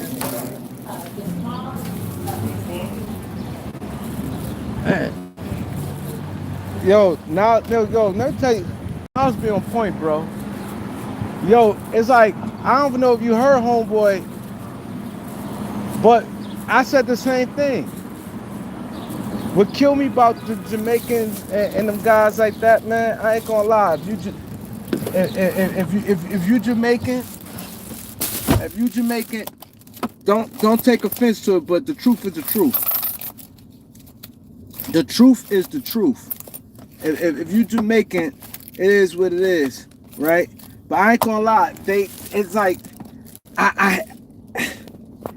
they so, I ain't gonna lie, and he, right, when a white man there, it's different. Beat him. This place is killing him. I asked a question, the way he answered me. Number one, I gave him props. Now you got other people there. Maybe other people don't even know what's on Instagram. I'm talking to somebody on the phone. He don't know if I'm on the phone. Whatever I'm doing, he know I'm communicating with somebody. He know I'm communicating with somebody. So for me to say, yo, I saw this joint all on Instagram. Yo, this joint, he heard me talking about it. I see this joint because it's on Instagram crazy. The deli, I should have took a picture of the outside. Y'all probably seen it, but it's like famous. This joint like famous, but they make all type of like sandwich, like all type shit that's different. I'm gonna show y'all my food, right? I'm gonna show y'all my food.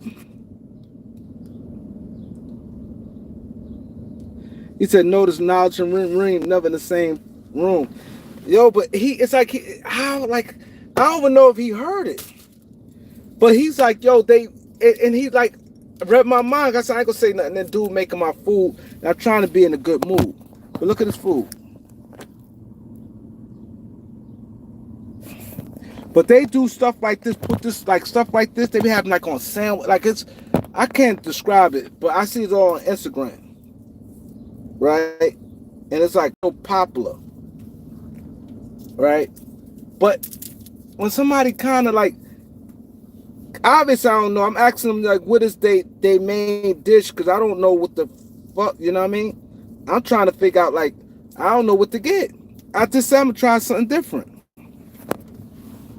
I'm going to try something different. I'm going to get off camera. I'm going to eat this food because y'all know I don't like cold food, but I'm going to talk. I said I'm going to try something different. You know what I'm saying?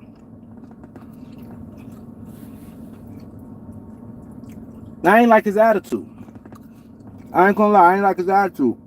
And Niles picked right up. And I don't even know if Niles knew they was Jamaican. He said it. But they kiss white people ass. Spanish people do the same shit. Spanish people kissing the white people ass, man. Arabs, all of them. All of them. All of them. Arabs too. Yo, this no bullshit. Maybe like a couple months ago, I'm in the store. But the guy, nobody paid no mind. It was like a junkie. This guy's like a junkie, a bum. He's in the store. You know, one of them guys that act bugged out and they in the streets. But with some real shit.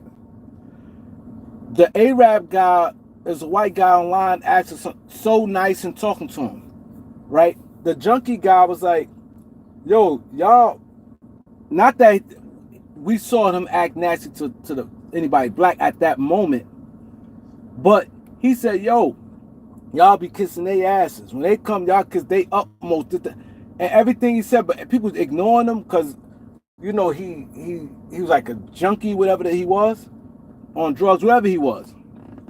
But he was telling the truth. He was telling the truth.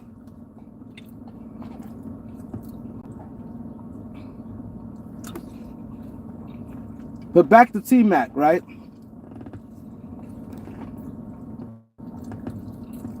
Gilbert set him up. So now, T-Mac is the butt of every joke now. Everybody going in on T-Mac. Everybody, see now, he should just shut up. He even had to mention Kobe. He followed Gil, and now he the butt of every joke now. T-Mac is the butt of every joke. And let me clear this up.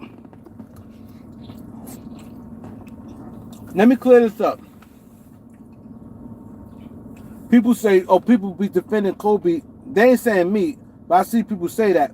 They said they think Kobe was alive. People wouldn't be defending Kobe. Like, when it comes to certain shit, yes, they would.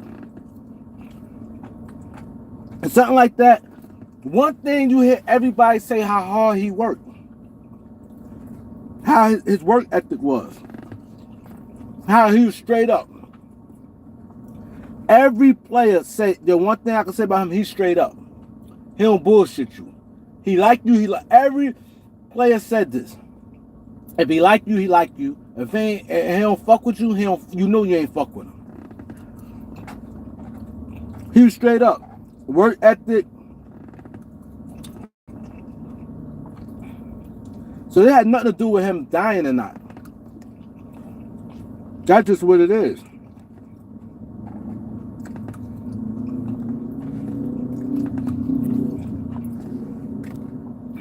And they all say he's a killer. So T-Mac to sit there and say, I was never put in that position. You may tell me you were in a position to win a round? Look at that team. You couldn't win a round? And it worked out good. Because I ain't going to lie. When Shaq and Kobe was beefing and Shaq left, I was mad at both of them. I was so mad at both of them. Because I'm like, y'all two immature people can't come together. I was sick when Kobe left. I mean, when Shaq left. Because I knew they was going to win more titles. And I was mad. I was mad at Kobe. And I was like, I felt Kobe, but there's a lot to that. But Kobe showed he can win in power control. And just like Dwayne Wade sat there and talk about, Dwayne Wade gonna sit there and say, yo, I think Powell should have won MVP that series. Like, stop it. Stop it. Stop it. No way in the world Powell supposed to win that MVP that series. You go back and watch every 7 games and y'all gonna tell you he should have won MVP. None of that.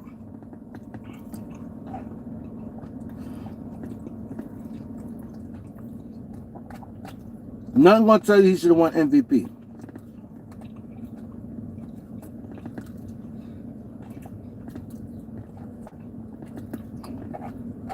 And see, guys like Gil and them, Gil was strictly a numbers guy. Everything is numbers with him. And he think this because you did that and that. This like you know what a stupid number he always say? This guy averaged 20 this year.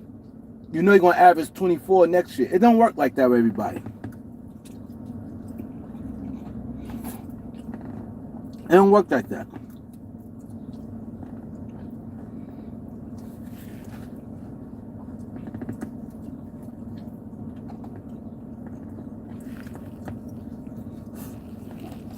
I'm eating it fast because shit not that hot.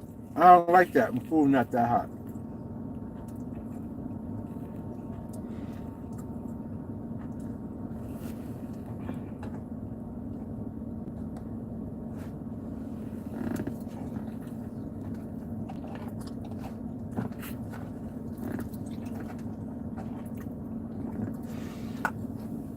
That's why I always give LeBron James credit when it comes to LeBron James knew any guy with one ring and less, and there's a lot of players out there who won once, and a lot of players who ain't win anything. They all gonna side with him. If they don't side with him, they're not going against him in public. They're not going against him in public. They're not. Just think of all the guys with one ring. Guys like Paul Pierce, Kevin Garnett.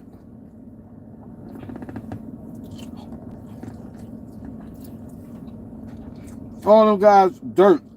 All them guys who won one ring. They're going to side with him.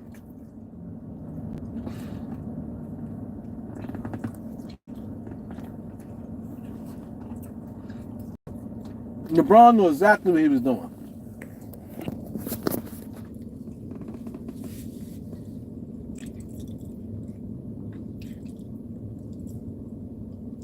Reg Dog, you're right, Reg Dog. You're right. You're right.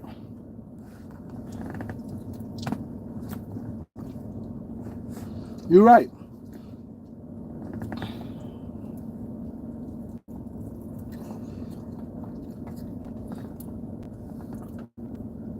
And the thing about LeBron, to be honest, LeBron had no way should ever even went to the Lakers.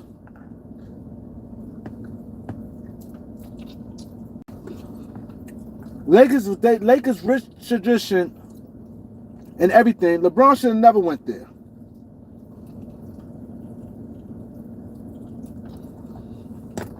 Kobe just left.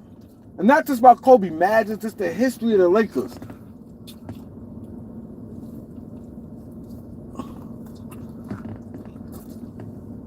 I would have never went there. Like Larry Bird would have never went to the Chicago Bulls. Freely like that while he got game left. Larry Bird would have never went to Chicago or Detroit. He should have never went to the Lakers. But he don't care. He don't care. He went to the Lakers. He knew the Lakers had a ton of cap space and a bunch of young players. That's why I said LeBron James is way smarter than Kevin Durant. LeBron is way more calculated. LeBron is smart and dumb at the same time. He dumb because I think when it comes to like interviews, he say the dumbest shit. LeBron say the dumbest shit, right? That I don't realize he know what he's saying. He kick his teammate. And he don't care that he comes off as a complainer. He don't care. Like he should have been knowledgeable, knew like, hold up, I can't sit there and say, man, Luka can't do it by himself. It's only it's 8 other guys. I can't sit there and say, oh, this ring culture because I was the one who went to Miami and doing all this. Common sense told him he shouldn't have said, but he still said it. When it comes to stuff like that, LeBron is dumb. But LeBron more calculated. He looked at the Lakers situation, and he know how the landscape of NBA go. When you want to get any trade, when you want to get a star player and a disgruntled star from a team, teams always, you never see a team, when a star player wants out on that team, you never see them, the other team be like, no, I want a star player back. It's always young talent and draft picks. LeBron knew it. And the Lakers had a ton of cap space. So he knew. That's why when people like, oh, look LeBron, people saying he hopped rings. He went to a Laker team. Look where he went to. No, LeBron ain't stupid.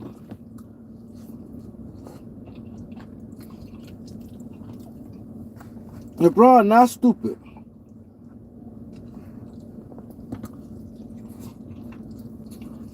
He knew what was going to come out of that. Let's say the Knicks never had Brunson. Let's say a team like the Knicks don't got Brunson and none of them guys, right?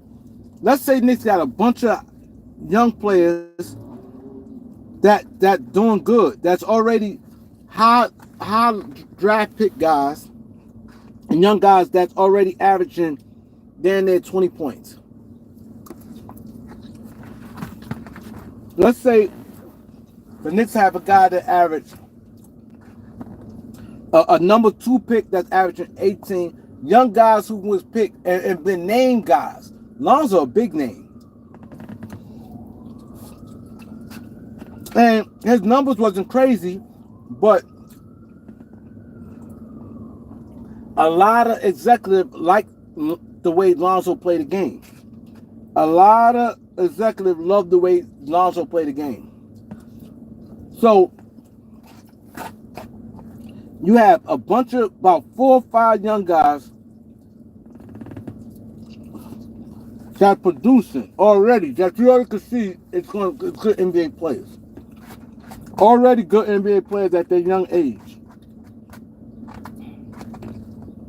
And he know it's not going to be hard finding guys to come to the Lakers. So that's like, let's say the Knicks. Let's say Knicks got a bunch of young guys that's good, right? My stomach gonna pay for that shit. Let's say Knicks got a bunch of young players that's good on their team, right? Already. And they got a boatload of cap space. And they could get me and a couple more players.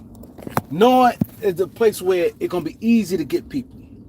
When LeBron said it's hard getting people to Cleveland, he knew it's easy. Everybody knows it's easy getting players to the Lakers. Getting players to come to LA is easy. That's why the Lakers franchise is kind of bad, because they rely too much. Oh, this is a Laker way. Oh, teams should be happy that we want them. Ty Lue should be happy. We the Lakers. He should be happy with a 3-year deal. We the mighty Lakers. See that way of thinking. So LeBron ain't stupid. LeBron had that calculated.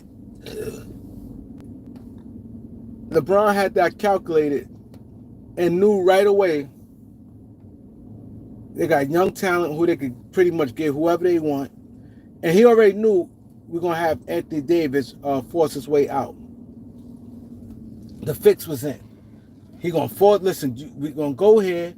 You're going to say you want out, and you're going to say you're going to want to go to this team. They got the assets to do it. Like all that, like that's why it killed me when people say, yo, he went to a team, this, that, and a third. That no. It was a drawn outlet. It's a plan. It's a plan. You know, and this not me knocking on LeBron James, but I just hate when people be stupid and think that, oh, like, no, it was a plan from the gate. They didn't have a chance. They didn't have a chance to survive on. Oh, I ain't getting that. That's why I ain't get it from their store knowledge. I was gonna get some. I'm gonna go get some to drink down there. Well, another store get some to drink. And you know what's crazy? That's exactly. You starting to scare me, knowledge. That's exactly what I said. Cause normally I drink water. I don't really drink soda. Period. Right? I drink nothing but water.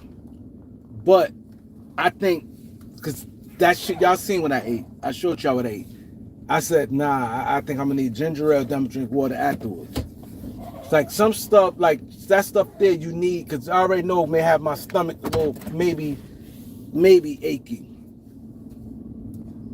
Maybe achy. I don't know. I don't want to jinx myself, but I definitely said I need ginger ale. Yeah, I literally just said that to myself. I said, nah, I'm gonna give me a ginger to myself. I said, I'm gonna give me ginger ale. I don't even want to get it from them.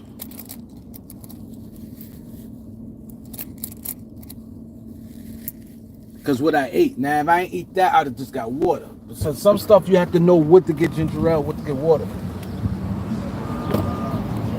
But, yeah. So, Gilbert is nah, I'm good. Gilbert is a certified clown, yo. And see, the thing is, it's hard to either take him serious because damn, they don't have ginger ale here? Man. I hate keep jumping. Oh, I got it. What up, bro? How you? Everything good? Joe? Taking it easy? Quiet.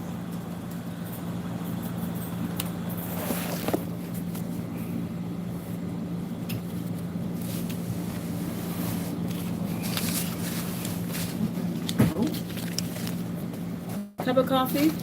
Cup of coffee. No. Small.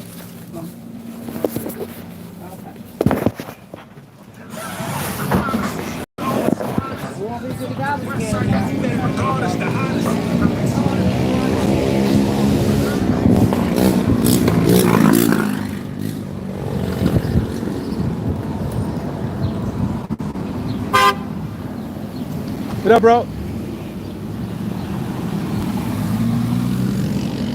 What up, my nigga? How you? Ain't shit.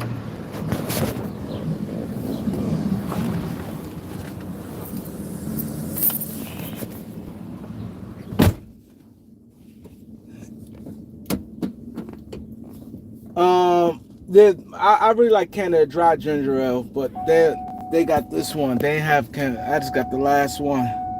I like Canada Dry, the original joint. But back to I was saying,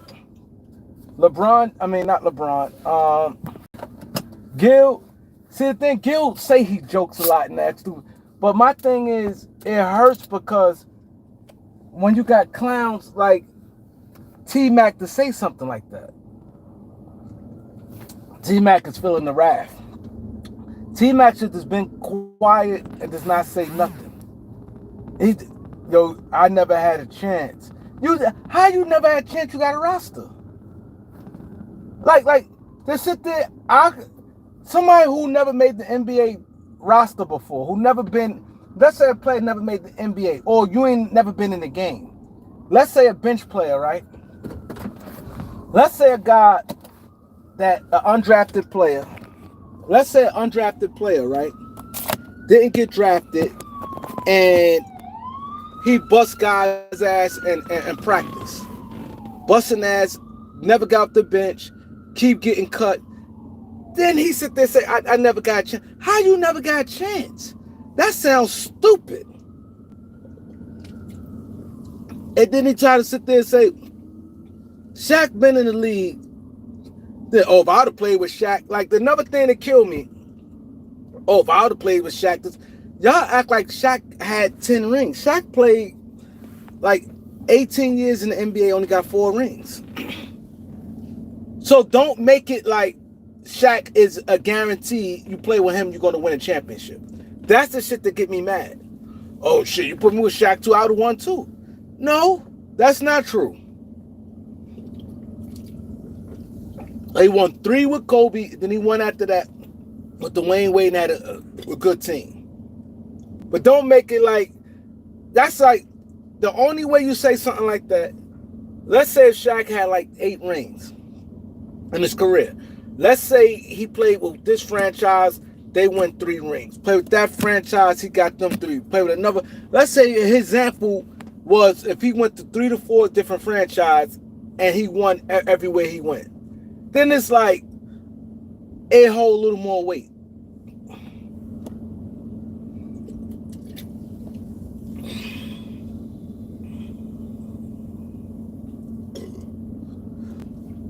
Then it holds a little more weight. Yeah, I had Shaq. I would have won too. Like, I hate when people say that. They act like Shaq was whether it was like a guarantee win. No.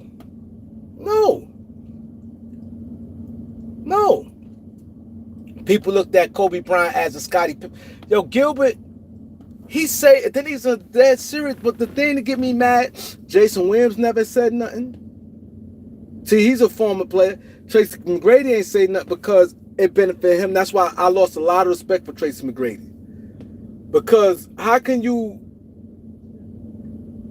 in Kobe era, when did everybody ever sat there and say Kobe Bryant is a Scottie?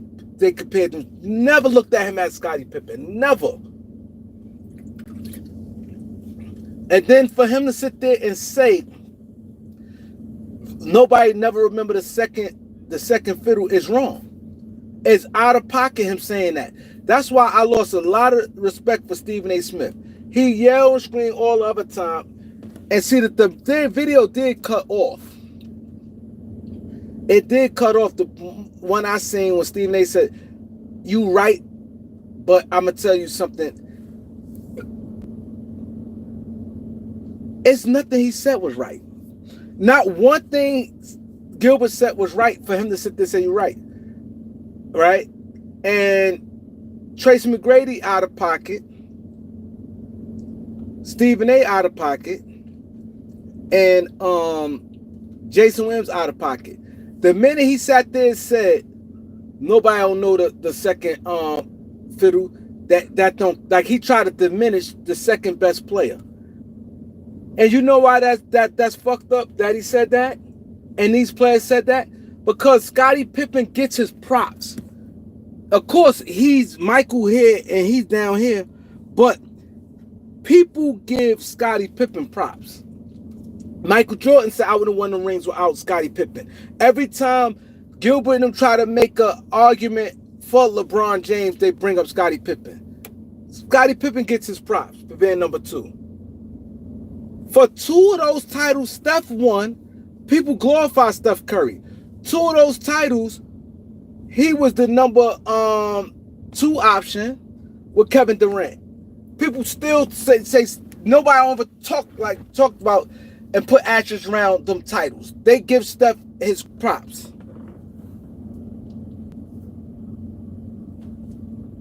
They give Steph his props.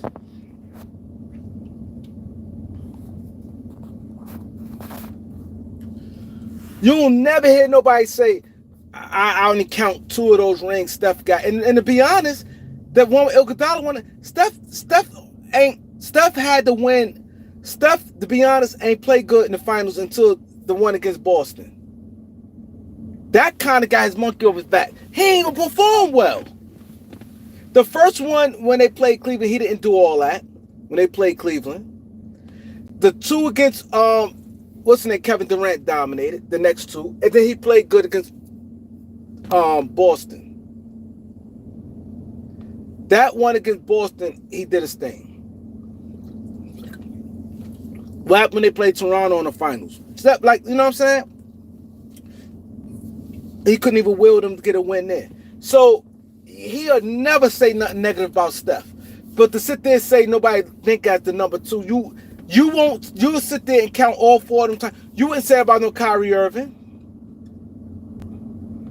When people talk about Cleveland winning the title, Kyrie Irving name get brought up. Yeah, they give LeBron credit, but people talk about Kyrie Irving crazy. Magic and Kareem, whichever one you want to say, they both got props during the Laker whole run. And Worthy. But they always, you'll never hear they look at Magic or whoever you want to put at number 1. You'll never hear them talk about no Magic or Kareem any kind of way. You don't hear it. We don't hear that. For him to say that and all of them up there said nothing. And see, when these guys have podcasts, I don't like because they got hidden agendas. All them guys think that LeBron James one day gonna come on their show, so they don't want to burn no bridges. Gil want LeBron James on his show. That's Gil passion.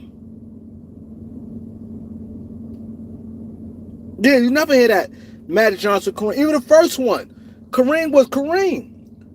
When Kareem only missed one, they act like Kareem missed. When Magic had that big game, Kareem dominated that series. Dominated. Magic had that one. They never the game Magic in 1980 when Magic won that. When he jumped ball at center. They don't talk about.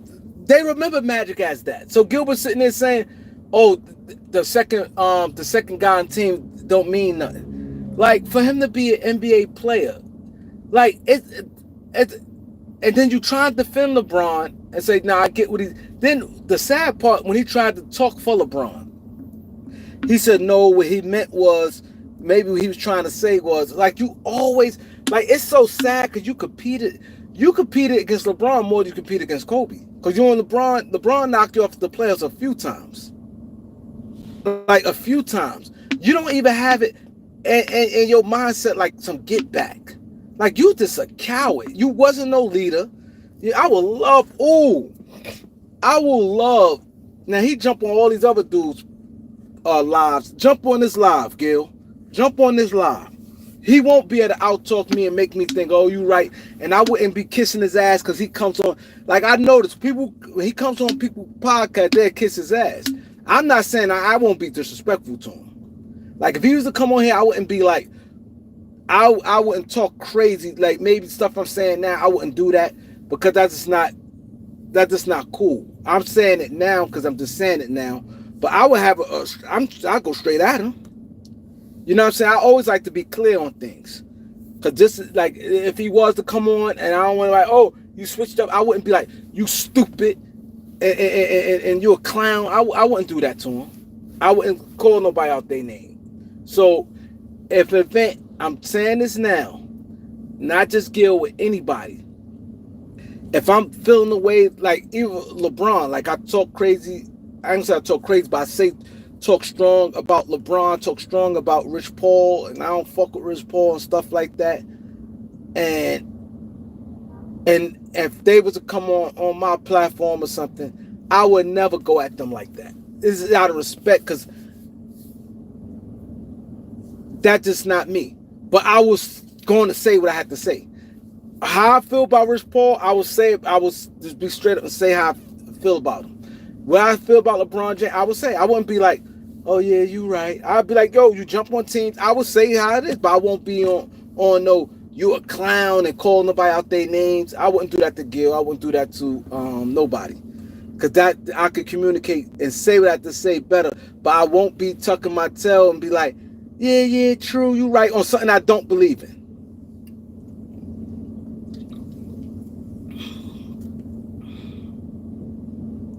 You right, Rez Dog. He said guys get happy when they come on their platform to be grateful. Yeah, don't get me wrong. It is a good thing. Like, it is a good thing when somebody jump on your live that's, you know what I mean? It helps your platform. It is a good thing. You know what I'm saying?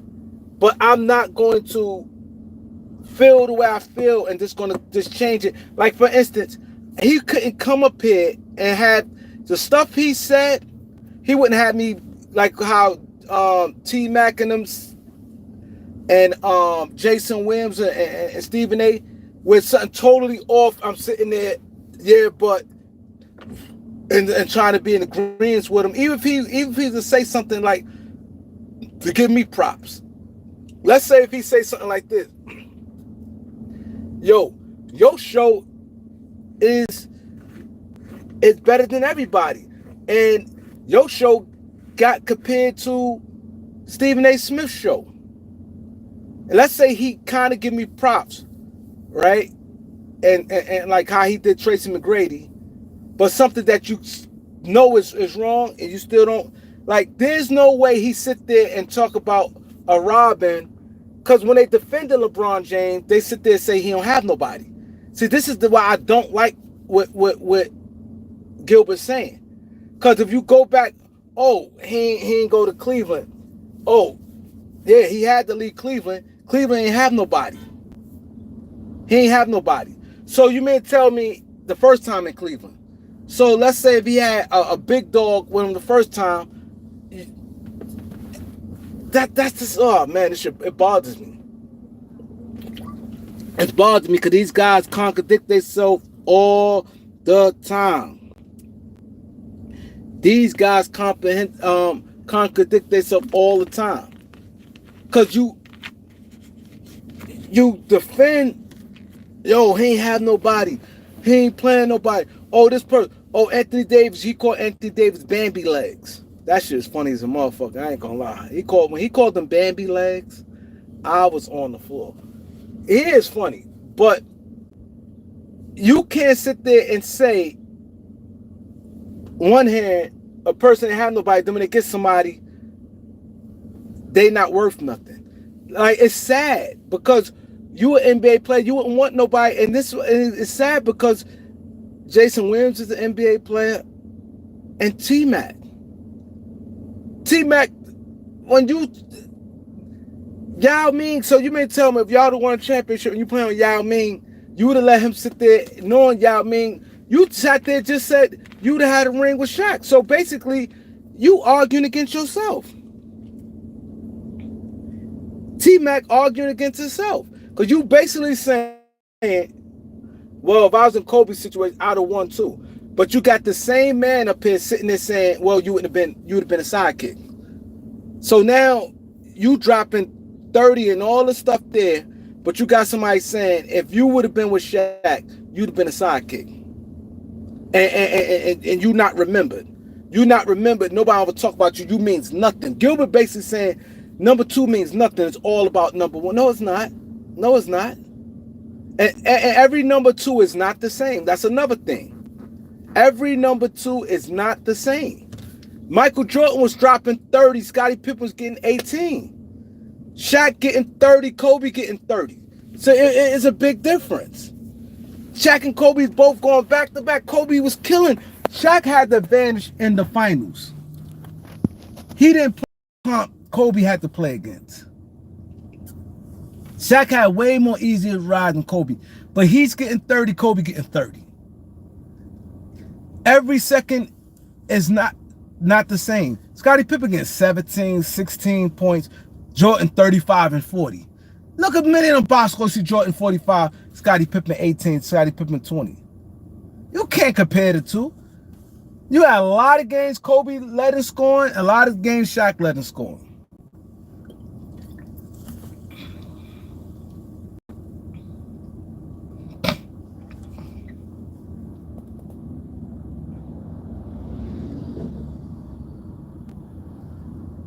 Yeah, like, come on. And they sat there. That's why I lost a lot of respect. Because y'all sat there and said, you mean 4 people, nobody, I forgot who the other person was up there. Nobody could have, he sit there and it would kill me with Gil. Gil always talk about he knows something. Like, I'm surprised nobody put him on blast. Like, I would love for him to come on the show. I will go at him. If he pull up right now, I will drop, I can't drop the link on this, but I will drop the link and be like, yo, Gil, but you haven't won, and I will break back, I will make him look, I'll run circles around him. He go, you know what I'm saying? Because my thing is you out of pocket. And I don't know if you really mean this stuff, but I just hate when a man suck on another man like that. And then this person, somebody you went against. Like, that's my thing. I don't care how cool y'all got afterwards. You battle against them. You had guys go at each other that grew up together. And you and Braun wasn't like that. Devin Booker and D'Angelo Russell is friends. They've been cool from high school. They ain't grow up together, like they ain't from the same city, but they hang out off like Shaq and Gil. You don't attach Shaq. I mean, you don't attach LeBron to Gil. You don't attach them two together. You don't attach LeBron and Gil. They don't got no bond like that. Cat and D-Lo and them cool. They go on vacation. They fucks with each other, and they don't carry it like that. Like Carmelo speak on shit against LeBron. He don't just Carmelo and LeBron was cool. Carmelo don't deride LeBron like that. Like LeBron don't do is nothing. I ain't heard not one time. I even heard Shannon. It's two people in my life that I ain't hear. I heard Shannon is a LeBron supporter, but I did hear Shannon say some things not in favor of LeBron. I did hear Kendrick Perkins, but now like say things out of favor of LeBron. You know what I'm saying? Everybody except two people, Gilbert Arenas and Nick Wright. Gilbert Arenas and Nick Wright, I'd never heard them say. That's why I don't respect Draymond Green. I don't respect them. I don't respect them. When Iguodala and them did this, that showed me a lot. When Lakers played Warriors and Iguodala was on the bench going like this, and I'm surprised I ain't. That goes to show Draymond talk all that tough shit. Maybe something, because a lot of stuff goes down behind the scenes we don't know about. But I'm surprised that we ain't heard nothing about Draymond Green and Andre Iguodala getting into it, because he basically saying you sucking on LeBron. When he fell that game, I can't remember when the exact day it was, and he helped LeBron up and stuff like that, and Iguodala was on the bench going like this, and they was clowning Draymond. I'm surprised you ain't heard nothing like, yo, Draymond, when they got back to the back or they got into it. I'm surprised. Maybe they did get into it, but it's sad. Y'all competing against each other in real time. Like, it's no need. Y'all both want the same thing. There's no way you should take it like or be different. You could be cool with him on, like, how many times you hear even Magic and Isaiah? Magic and Isaiah used to kiss before the game, but they went at each other.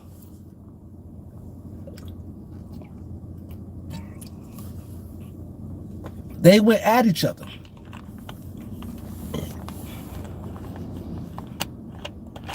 He said Clutch Sports is Bad Boy Records. You ain't lying, bro. You ain't lying. It's definitely Bad Boy Records.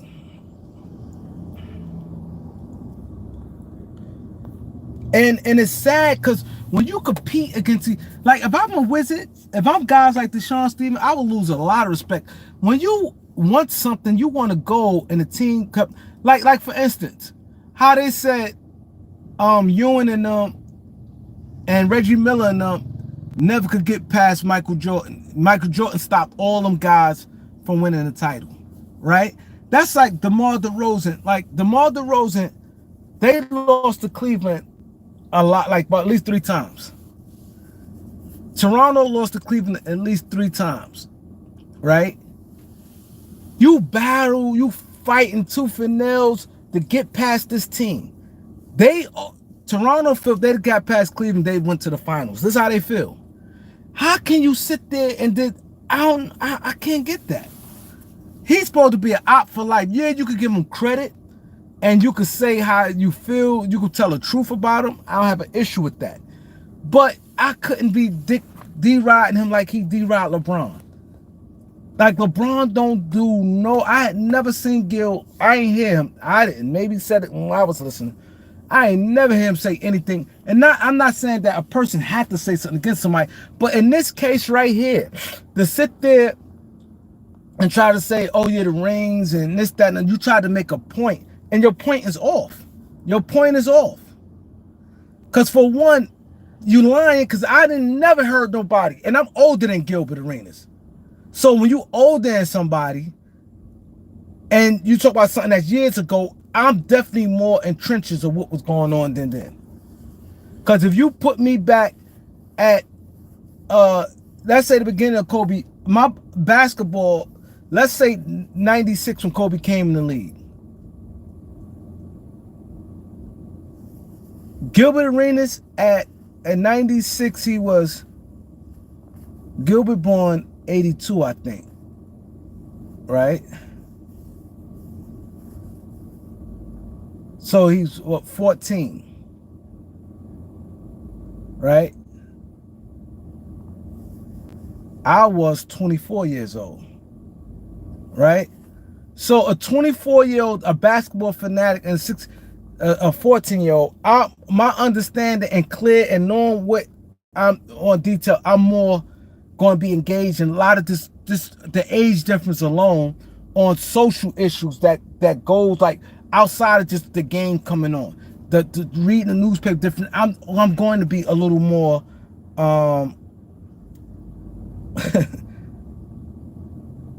I'm going to be a little more intact on certain things than him.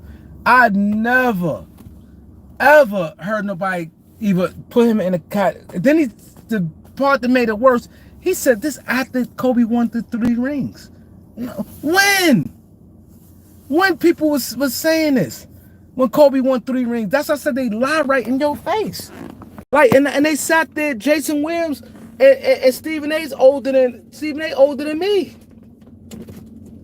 Stephen A. know they never compared him to no goddamn Scottie Pippen, and never looked at him. Oh, he's like a Scottie. And I hate to say it because he tried to diminish Scottie Pippen, make it like Scottie Pippen is that.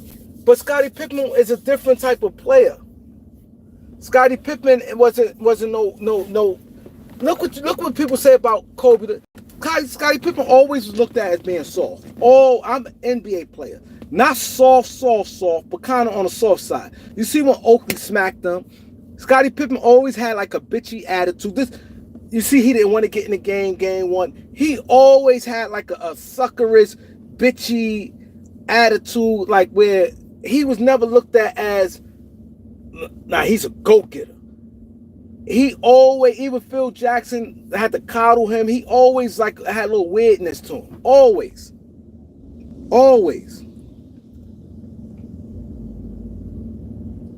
You know what I'm saying? He always had that. So my thing is, the game is totally different. Nobody never sat there and said, oh, Kobe's hot. People always saying 1 and 1-8. Always. Shaq had, not just in the finals, Shaq had advantage throughout the whole season.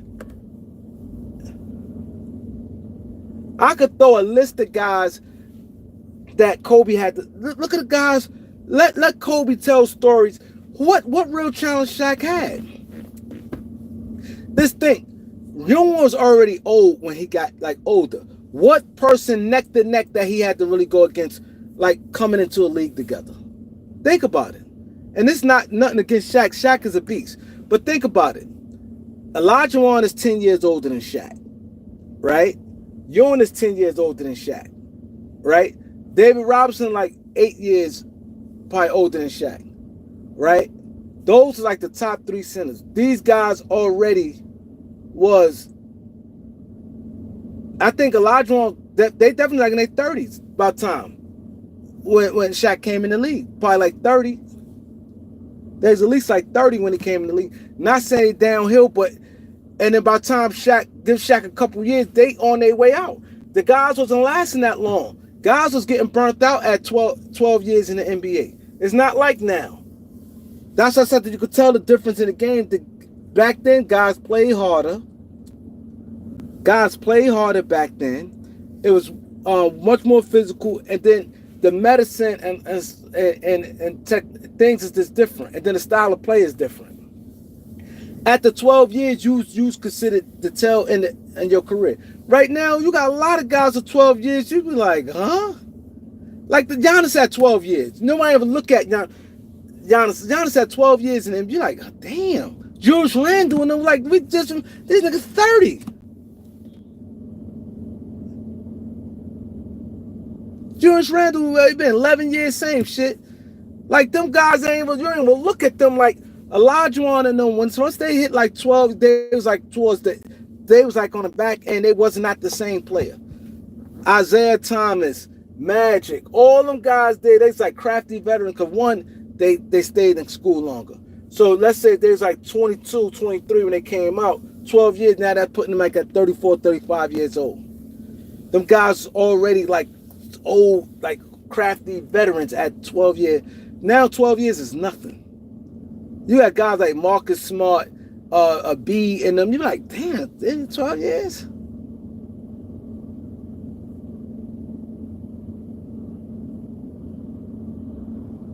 The guys wasn't back then.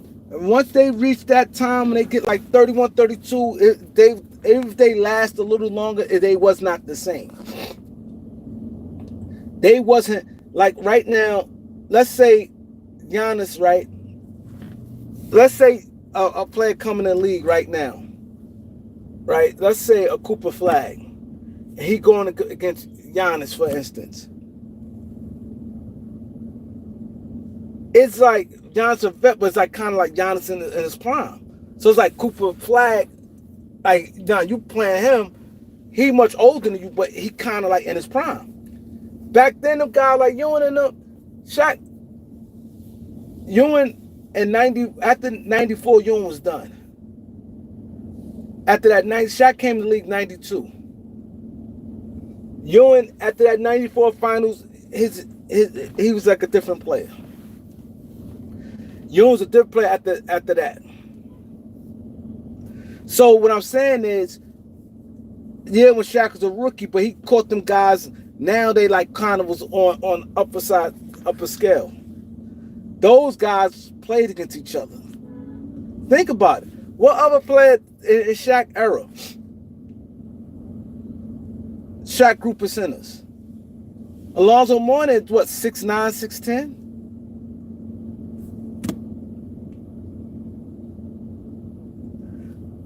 Look at the guys Kobe went to. Mind you, Kobe played. See the difference between then, a center was a center. So you could compare Shaq to nothing but centers. You can't sit there like you could do now. Like you said you could do now, you'll say, all right, who's the best centers in the NBA? Let's say somebody say Jokic, Embiid. Then people may say Anthony Davis, which Anthony Davis is a 4. But yeah, he played 5 too. Then you may say a Bam. Bam a 4, but he played some 5. Like, so back then it wasn't like that. You're a center, you're powerful. So if they say back then, you're not gonna say, oh well, Shaq played Chris Webber, he played against Rasheed Wallace. No, you're not gonna say that. He played against Kenyon Martin. You're not gonna mix Kenyon Martin with no Shaq. You're not gonna miss no Kenyon Martin with no Olajuwon and them dudes like that. You're not going to say that. You're going to put Kenyon Martin, Chris Webber, and Rasheed Wallace and Dyson, all those guys. They all one group. That's the difference between then and now. Now back then, the guys like Kobe, you was putting like a wing guy because they was all. Them guys, you can guard those guys. Those guys is all like lumped up with each other. Kobe had a way more tougher thing. Look at the guys, Ray Allen and them guys Kobe went against. Carmelo, Bron, like, you know what I'm saying?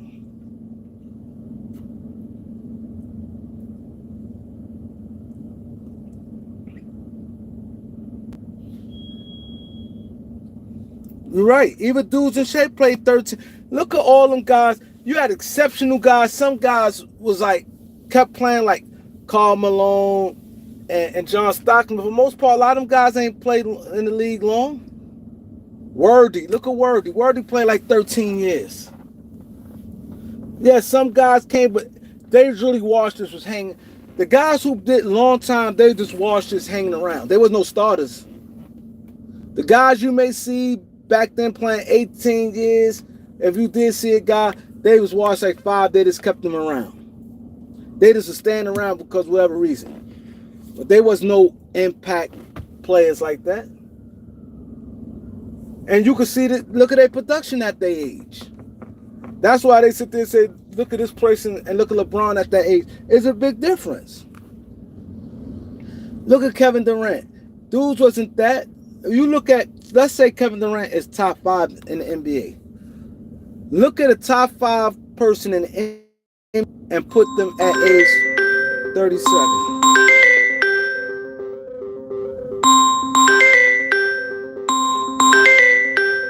Hold on, man. I hope my